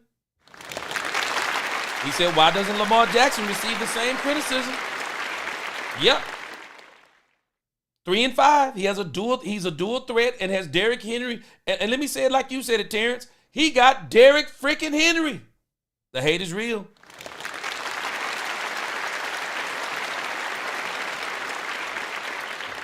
Eddie Lowe said Troy was the leader. Hey, Eddie Lowe, Dak already holds that too. Dak is a great leader. Dak Prescott, watch what I tell you. Dak Prescott gets a Super Bowl. Watch what they're going to say. History is not going to talk about all of these struggles that people talk about. Drew Brees didn't win one to what? Year 9, year 10. Peyton Manning didn't win one to year 9, year 10. Wasn't going to AFC championship games. Peyton Manning, I had to prove that to somebody earlier. He wasn't going to AFC championship games. Peyton Manning, though, when they started putting defenses in front of him, it's amazing how Peyton Manning started getting Super Bowls. John Elway started getting Super Bowls after they gave him a run game. It's amazing when you start doing these things, how things start to turn around. Got to have a team. Straight up, got to have a team. Angie said Lamar, Josh, and Burrow have no Super Bowls. Angie, all everybody needs to do, go look at the team they're trying to put around Josh Allen. The Buffalo Bills are desperately trying to put a super team around him now. They are desperately trying to do it. C-Bay said, it takes a team to win a game, takes a team to get to a Super Bowl. Dak can't play defense. DK start to make sense. Your arguments are all being shot down here. What are you even trying to say or accomplish? Straight up. This is why all these teams are building super teams. Mo Money, what's up? Hey, Mo Money. The reason I'm a Cowboy fan, Emmett was straight up a dog. And again, let's get into this thing with Jeremy Lin. Jeremy Lin is about to say some of the same things that we're saying. Jeremy Lin was on DLLS. And I believe that Jeremy Lin, and I'm not saying that he's directly disputing Colin Cowherd, but I think the things that he says, they directly dispute not only Colin Cowherd, but anybody else who is talking Dak Prescott talk. What you listen to Jeremy Lin as he talks about the Cowboys.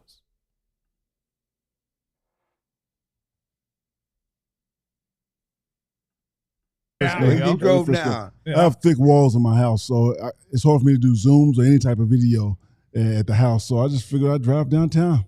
What in the world did Clarence Hill ever do for you to make you willing to do this? You know, he just he told me where you were located. You know, I used to skip school to go to that Hooters.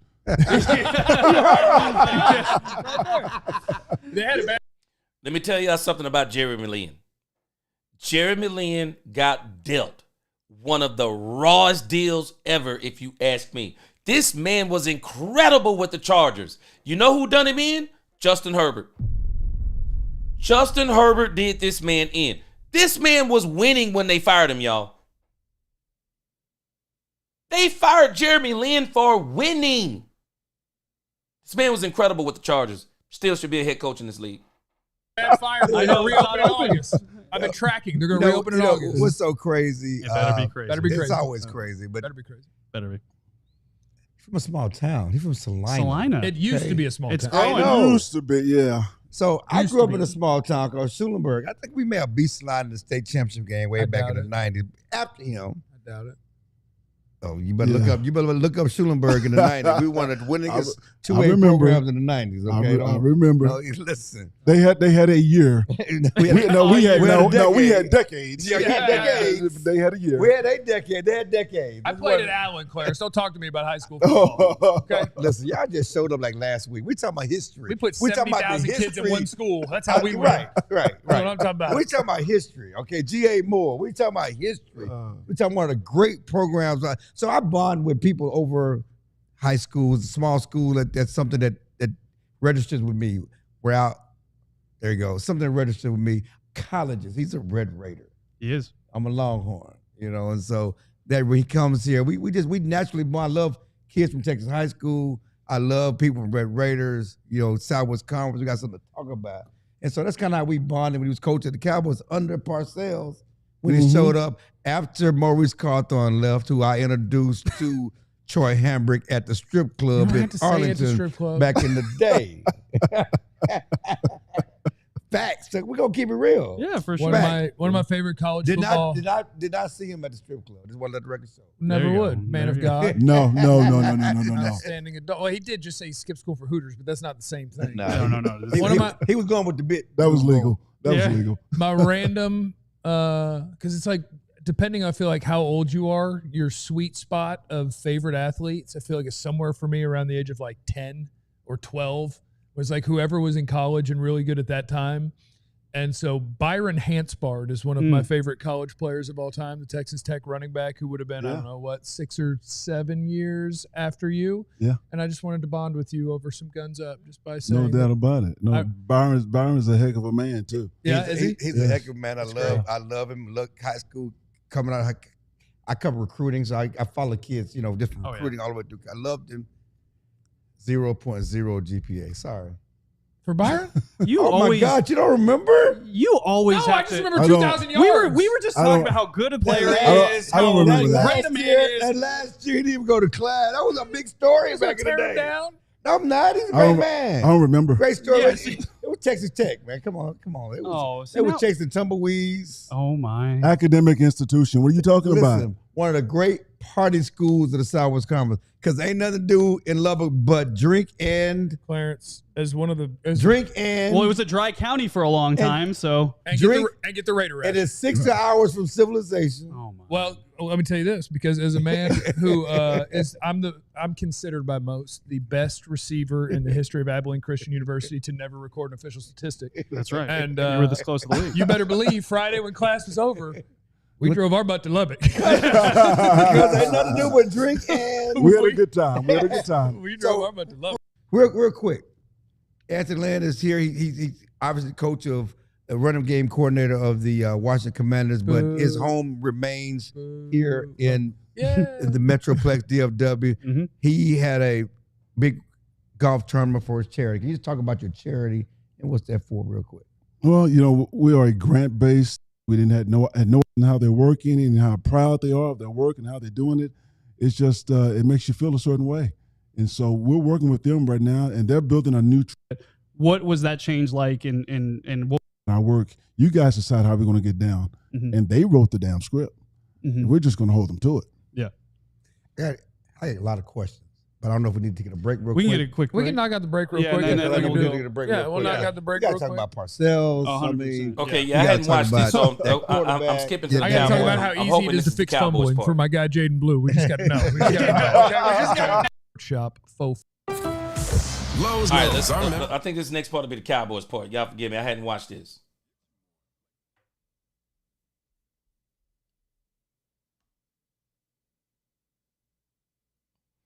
Man, I'm actually laughing. DK is buying into a narrative, and then we're going to get back to this. DK is buying into a narrative painted by the media. The Dallas Cowboys have not had a top team in the Tony Romo era, nor the Dak Prescott era.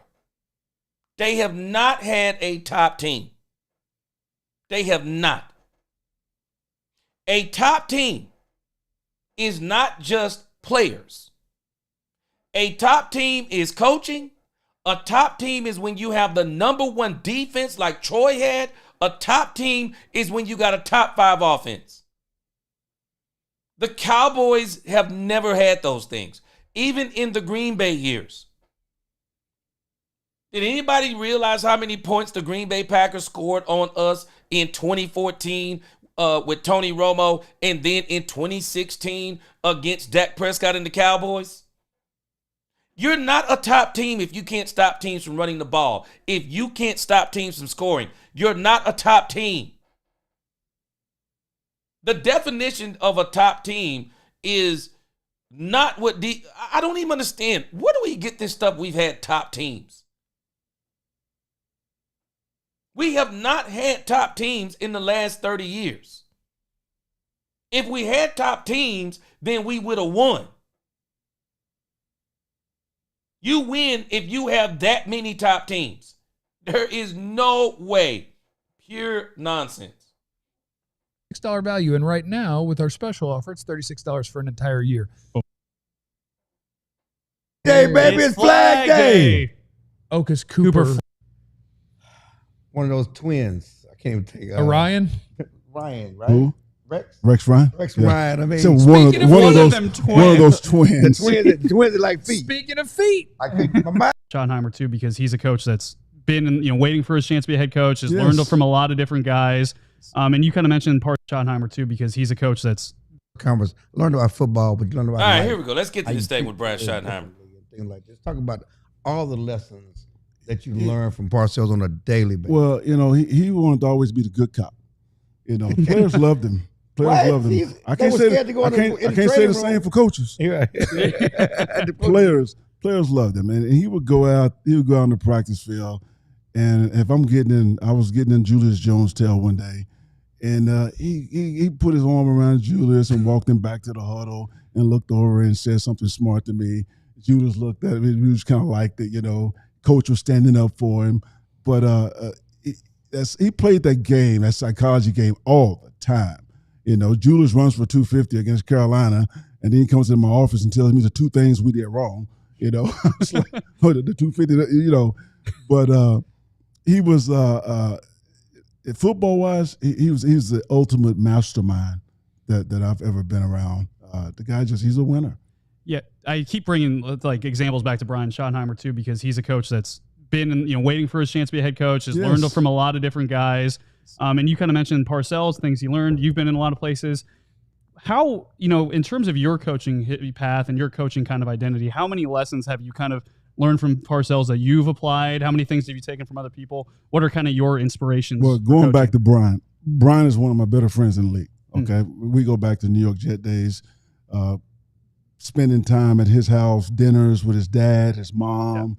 Yeah. And he comes from a great family. I don't use the word great too often. I think people use it all the time, but great to me is something that comes around every once in a while, not every damn day. Mm-hmm. Well, that man comes from a great family. Mm-hmm. And he was born to be a head coach, raised by the mother that he had and the father. And, he was really hot at one time. And then he got a little cold, but I was so happy to see him get his opportunity because the people are going to be, I'm not going to be surprised, but I think he's going to turn some heads. He is a natural head coach. I remember sitting in the meeting room in an install one day.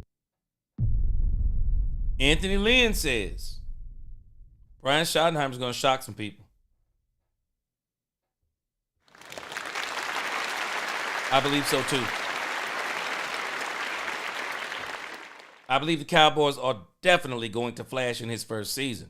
But I am telling you, if this man wins a Super Bowl in his first season, this man is going to leapfrog Jimmy Johnson as one of the greatest Dallas Cowboy coaches ever. Your first season? That will be a feat. It'll be incredible. It really will be.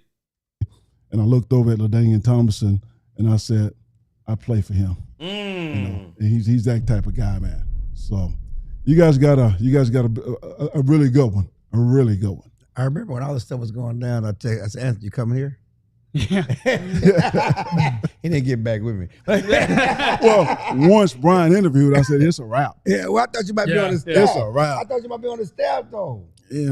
But he's good where he's at. He's busy. He's doing okay. Definitely good where he's at. It's always a soft spot for the Cowboys because I grew up here in Dallas, but right now, they don't pay the bills. Yeah. No. But you coached here and you grew up here. Just talk about, number one, the culture, the Cowboys image and the pressure on being a Cowboy, winning. Well, let me tell you, just coming back here as a coach. I'm absolutely with you. That business card, that's the most powerful business card I've ever had. I mean, when you're a Cowboy, I mean, the culture that Mr. Jones has built here, it is unbelievable. And I know you guys talk about hadn't won this and that, need to make changes. I don't feel that way because I know at one of the toughest times in my life, I'm with the Cowboys in training camp, and I get hit by a damn car. The guy was 3 times the legal limit drunk, and they say I flew 55 feet in the air, landed on another car, totaled it. I shouldn't be here today. I should be dead. Yeah. But by the grace of God, I'm alive. And when I woke up from surgery, that man was in the hospital with me at 2:45 in the morning, holding my hand, and that's been my guy ever since. Mm-hmm. So he's a very caring owner, and he cares about his people, and he takes care of his people. But hiring Brian, I knew once Brian went into that interview with Jerry, it was a wrap. Mm-hmm. I knew that. That's his type of guy. This stuff is so powerful that wherever I go next is going to seem like a really doesn't matter transition, but I'm still going to do it.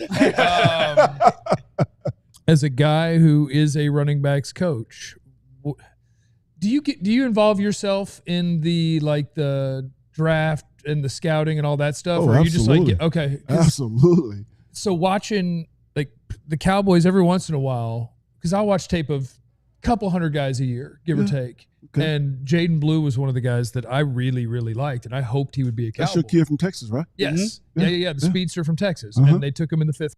What up, Brandon Corp? Ernie Smith, what's going on?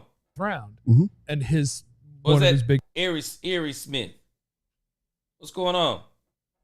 Knox was early in the year, he had a fumbling problem at Texas. So as a running back coach, when you see something like that, do you think in your mind, I got that, I can knock that out?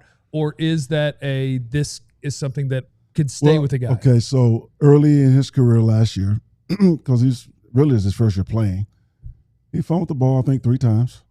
Okay, but prior to that, was he a fumbler? I'm with you, Rico Jones. That you go back and look at his high school history, look at his carries he had in high school. Mhm. You know, I think he's from up Houston area. Yeah, You know, no, he's not. He's not. You know, defenses are trained to attack the football, and sometimes you have to get used to Ernie that Smith. and make Forgive that me, Ernie. transition. And so you go into your fundamentals of how you carry the football. Some kids are taught that better than others, and some kids it takes longer. But I know when he came back after he fumbled had those 3 fumbles, did he fumble it again? Nope. Mhm. So when we fail, okay, let's not beat us up for failing. I think failing is part of the process of being a winner. Mhm. You gotta fail so you know what you're doing wrong, so you can correct it and be successful in life. You know, I think just ain't too many times when we fail, you know, we get down on people, and that's just part of the process. You know, running backs coach, run game coordinator with Washington. Number one, people want to know what type of offense you think Brian's going to run, or you know, Man,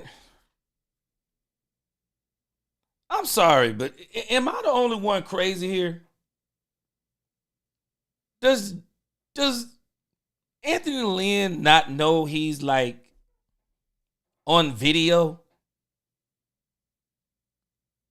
And you can see this man from the knees up. I wish they would have shown him maybe from the where the microphone arm is up. Does anybody not see this guy keeps? I mean, what is this dude doing, man? Maybe I'm the only ones watching what Anthony Lynn keeps doing with his right hand. What is going on with this dude? his coordinator is going to be. And secondly, All he's touchdowns. focused on improving the running game and making life easier for Dak. How important is What is going on with this He dude? understands the importance of a run game. I mean, we went to 2 AFC championships back to back. I mean, should have went to the Super Bowl one of those years, but we did it with a rookie quarterback, with Mark Sanchez, freshman and sophomore year. So, you know, we ran the ball extremely well. And when you can run the ball extremely well, there's nothing you can't do on a football field. It opens up everything. And Brian knows that. I mean, he understands ball control and the importance of running the football, especially in December and January. You know, run game travels. Passing game don't always travel. Run game travels wherever you go. So I don't know what the hell he's going to do. I haven't been with him in a long time.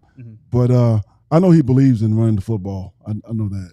With Shotty too, you talked about it, how he was a hot in the young world candidate. is going You know, on like he with was this kind of dude? the Shanahan and McVay at one point. Like he's going to get that next spot. It's a matter of when. And then it cooled off, and it went a long time before he was able to get this opportunity. And this kind of came a little bit on the, you know, a little bit of a surprise to people too.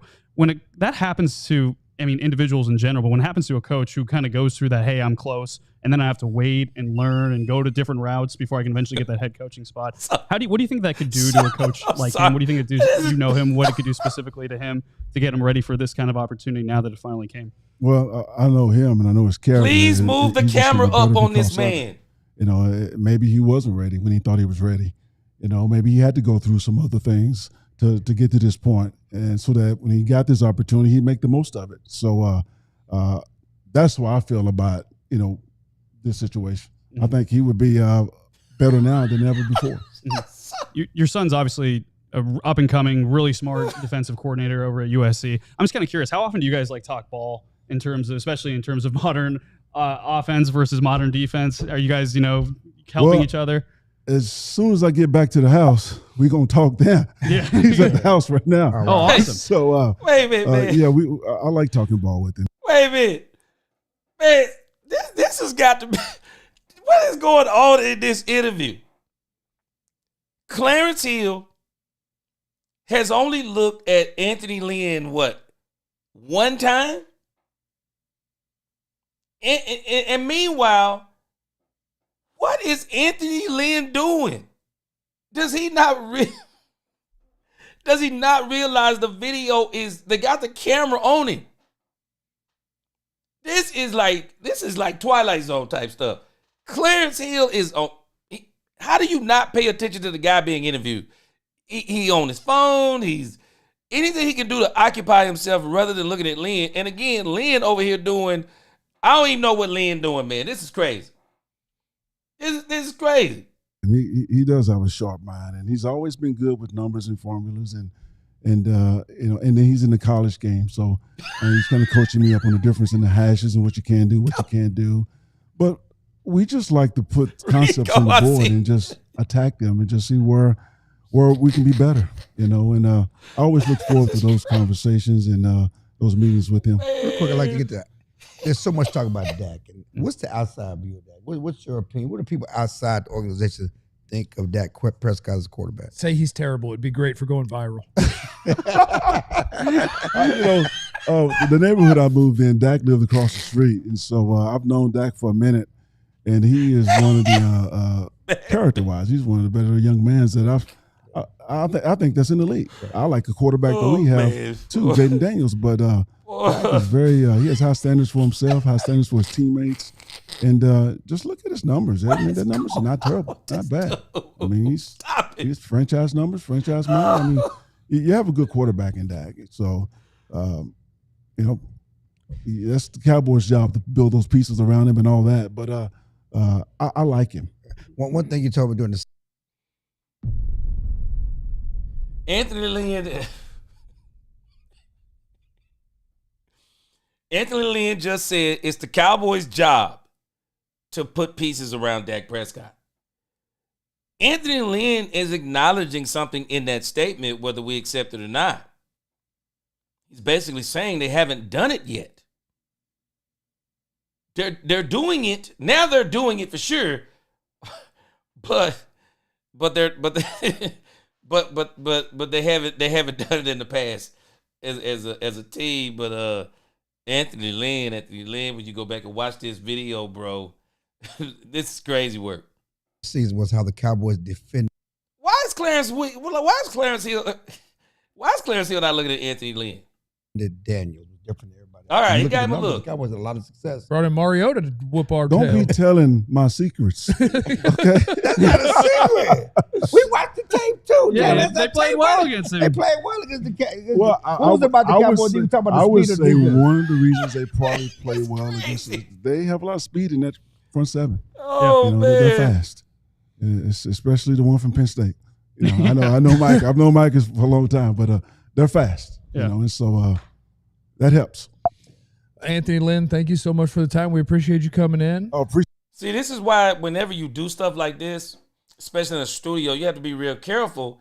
This is one of the reasons why you need to have headphones. Even if you have them hidden, you need to have headphones on. This is why on TV, if you'll notice, like on live broadcasts, they always got an earpiece in. One, they're being fed information. But number two, they're also telling them if there's something off on their clothes, off on their clothes, or maybe there's a movement that they're making, something is being seen on their laptop or whatever the case may be, they can tell you this through the earphones. But because he don't have on no headset, and I'm pretty sure they're probably using a setup similar to mine, but even with my setup, you could go and say something in his ear to where no one else can hear it. So, man, come on, man. They gotta do better with this camera thing. Appreciate you guys having me on, man. We Yeah, it got was the awesome. link up in the chat, and we'll get it in the description of the video in order to donate to help you guys out. And we sure Awesome. do appreciate And you. Anthony Awesome. Lynn did not say Dak was the best quarterback in NFC East. He just has the best record against all the teams in NFC East. He didn't say Great that. job, Clarence. We will see everybody tomorrow. Remember, you have no idea what anybody's going through, so be cool to everybody. We love you. Be easy. Thank you, man.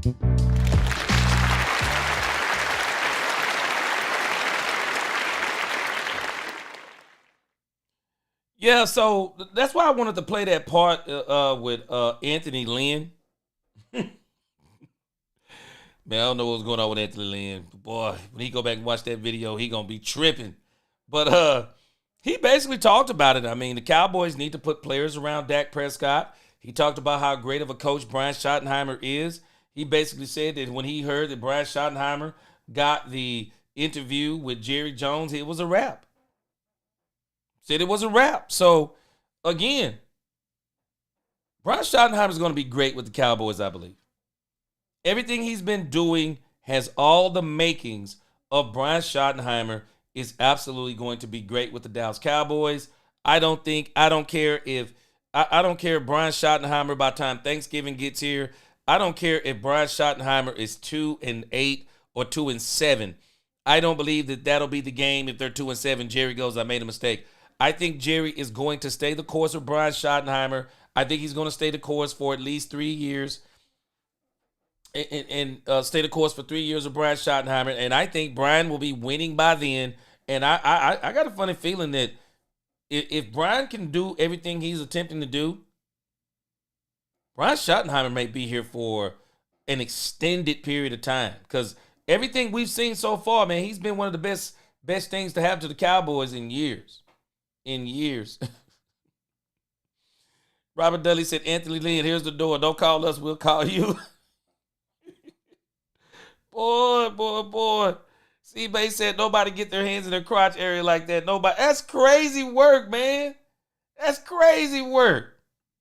Man said, boy, I don't even know what's going on, man. It's crazy. Rico Jones, he said, hit that like G working. Hey, man, I'm telling you, this is crazy, Rico. This is crazy work. That's why you gotta have, if you got multiple people, man, you need to have them headphones, them headsets. So somebody can kind of like, if there's something hey, man, put a sign up. I mean, come on, man. Great interview, but with Anthony Lynn, but man, Anthony Lynn, and I didn't even see it. This was my first time seeing it too. But again, all right, guys, it's been a great show. Let's close out with Phil Mafah. Let's close out with Phil Mafah. This is the running back that I am absolutely pulling for. Phil Mafah, to me, has all of the makings of a bell cow back.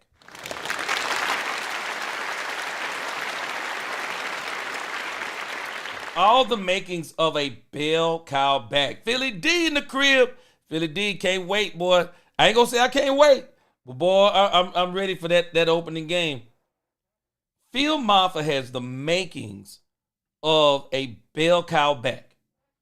And I am really hoping that Phil Mafah, I'm really hoping to hear some great things about Phil Mafah coming up here. Found a video on Phil Mafah on X, and man, might have to put a little music behind it because we don't want to hit that copyright strike. This is Phil Mafah, y'all. Let's look at the loop on this.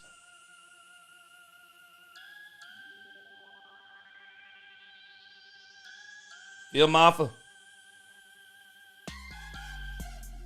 Yep.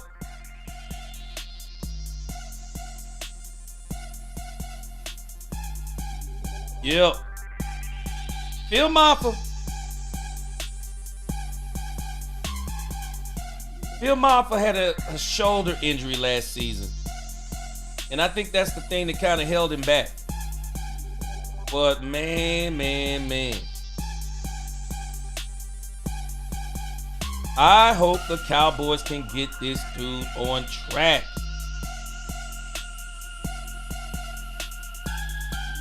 Yeah, I'm with you, Rico Jones. He kind of give you that DeMarco Murray vibe, don't he?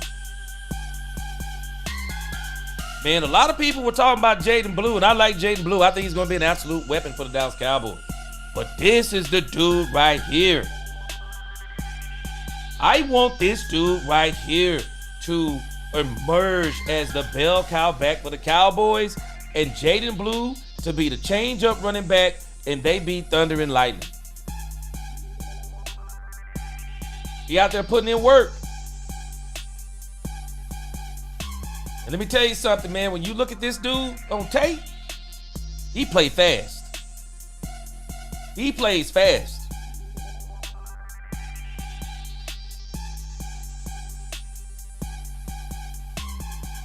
And when you look at him in these workouts, I mean, he's really this guy, man. One cut, boom.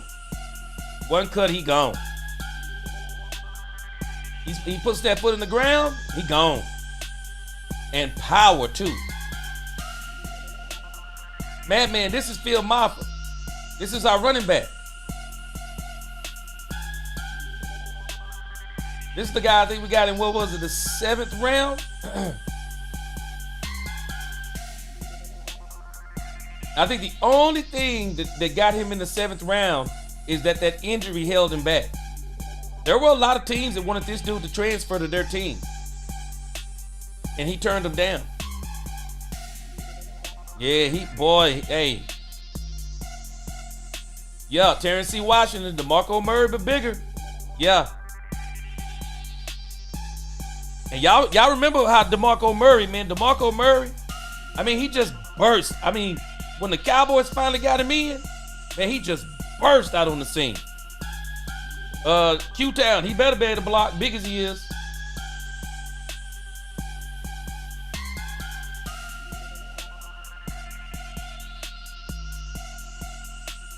Robert Dudley said DeMarco Murray, yeah, man, his candle burned out way too soon. Man, let me tell you something, Robert. A lot of people, go check the history of the 2,000-yard running backs. Go check the history. Go check the history of the year after those 2,000-yard running backs. Go check the tape. We're going to see if Saquon Barkley breaks that trend. Because I'm telling you, man, the year, anybody remember CJ2K? CJ2K fell off a cliff after that 2,000-yard season.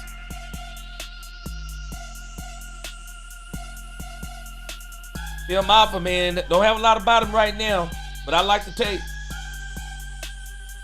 What's going on, Alfredo? Yeah, I like the tape.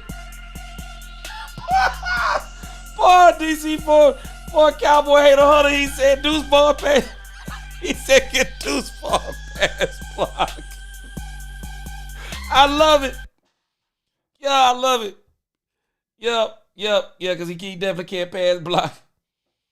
Madman said Guyton is going to be much better this year. Hey, man, I'm hoping the Cowboys, I hope the Cowboys, again, as I said in the opening, I hope the Cowboys try this offensive line out in 2 different ways. I want to see Tyler Guyton at left tackle, but I also want to see Tyler Guyton at right tackle too. I'm telling this, Tyler Smith is the best offensive lineman on this team. He is going to be the highest paid offensive lineman on this team.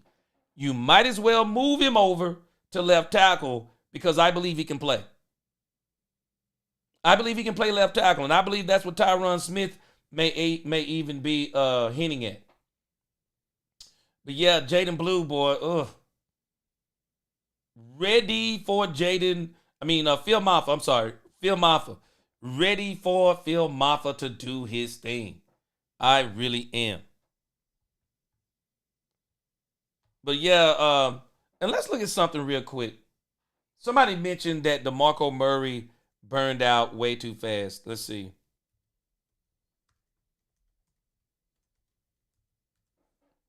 If you go back and you look at these 2,000-yard rushers, a lot of these guys decline after that 2,000-yard season. They really do. And while DeMarco Murray didn't run 2,000, DeMarco Murray, what did he run, like 1,900? I mean, the Cowboys ran DeMarco Murray in the ground that last season because they knew they were not bringing him back. Ran him into the ground. When you look at these guys after these 2,000-yard seasons, man, they don't always come back the same. Jamal Lewis, Chris Johnson, they didn't come back the same. Adrian Peterson, he started to kind of fall off, but Adrian was built in a factory. Derrick Henry still going strong. We got to see what happens with Saquon Barkley. But I'm telling you, man, those 2,000-yard seasons, man, they take something off of you. They really do. And even the guys who get close, let's pull this up too.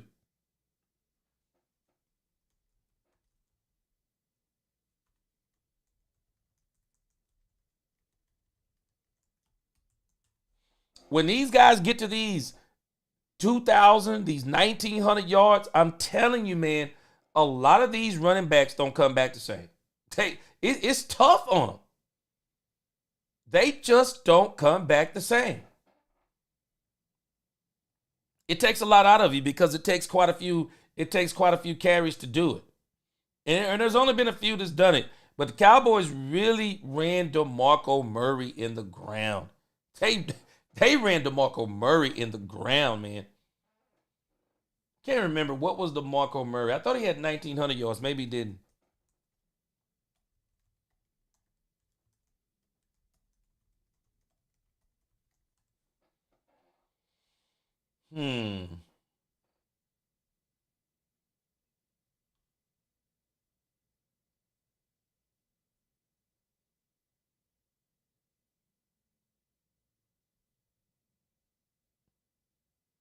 DeMarco Murray's last season with the Cowboys. DeMarco Murray, look at these numbers. This was absolutely insane what they did to DeMarco Murray, man. DeMarco Murray in 2014. DeMarco Murray, 16 games, 392 carries, 1,845 yards. That is insanity. That is insanity. He didn't come back the same. 700 yards with the Philadelphia Eagles, 1,200 2016 with Tennessee, 659 with the Tennessee Titans in 2017. I mean, he only had, 8 seasons? 7 seasons?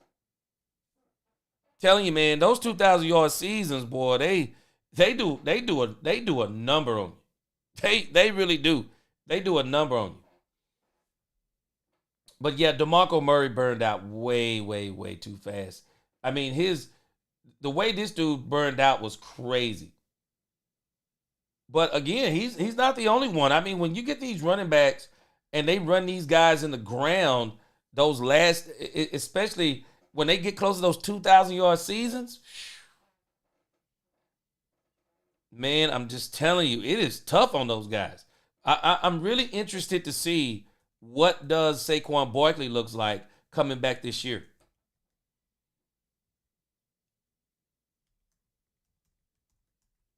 Those 2,000-yard seasons, man, I'm telling you, they take a toll on you.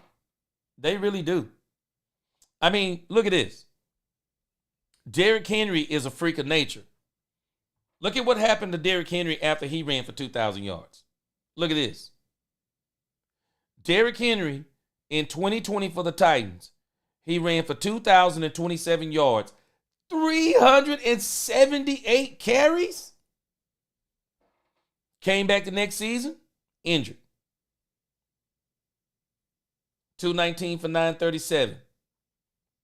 Came back in 2022, 349, 1,500 yards.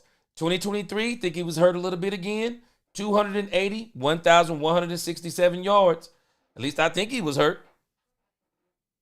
But he came back again this year. This dude is just cut from a different cloth. He almost got 2,000 yards again. But it takes a toll on some of these running backs, man. They don't quite come back the same after those 2,000-yard seasons. They really don't. But again, I'm hoping that Phil Mafah can be a bell cow back for the Cowboys. Madman said Barkley only successful with the Eagles in shotgun zone run, but with the Giants in single back runs, he was nothing. You know what, Madman? With the Giants, he was either hit or miss. Saquon would hit you for 2, 3, 5, and then bam, he might break a long run. But yeah, he was very hit and miss in the New York Giants. But I did think though that when he left the Giants, I thought he was going to be better somewhere else, because I just don't think Brian Daboll is a good coach. I don't know what it is about him, why the Giants love this guy so much. I'm not sold on him. I kind of thought that when he got somewhere else, he was going to be a lot better. Yeah, Saquon was the offense. Yeah, he was a dog for sure. Yep, he was an absolute dog for sure.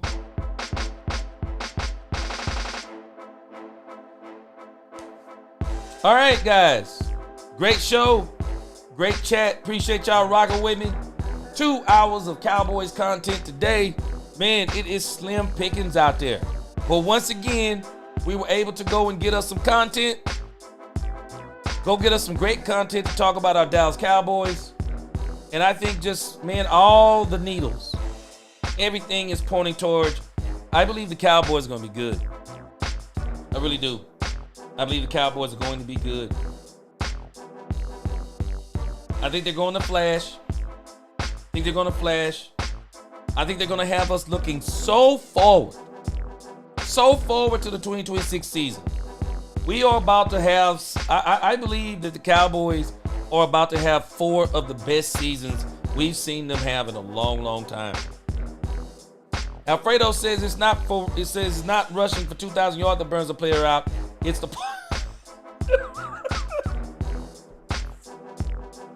Freddie said it's the party they do it all season after they run them 2,000 yards because they start thinking they all that in the bag of chips. Dominique, he says, great show as usual. Yes, sir. He said, have a great night. You too, man. Y'all, you stay safe too. Yes, sir. Until the next time, Michael Smith. Yes, sir. Love you too. Robert Dudley. Yeah, man. Robert Dudley. Anthony Lynn gonna have to learn video etiquette. That's all I can say, Robert Dudley. This man need to learn video etiquette. Madman going back and forth with Philly D. Philly D, after that first game, Philly D, we gonna see what you're gonna be saying. Because I don't think the Cowboys can lose either way. But again, appreciate y'all rocking with me on this Friday night. I'm about to get out of here. I appreciate y'all. Until the next time, DC4L, God bless. Let's talk Cowboys where we talk facts. Peace.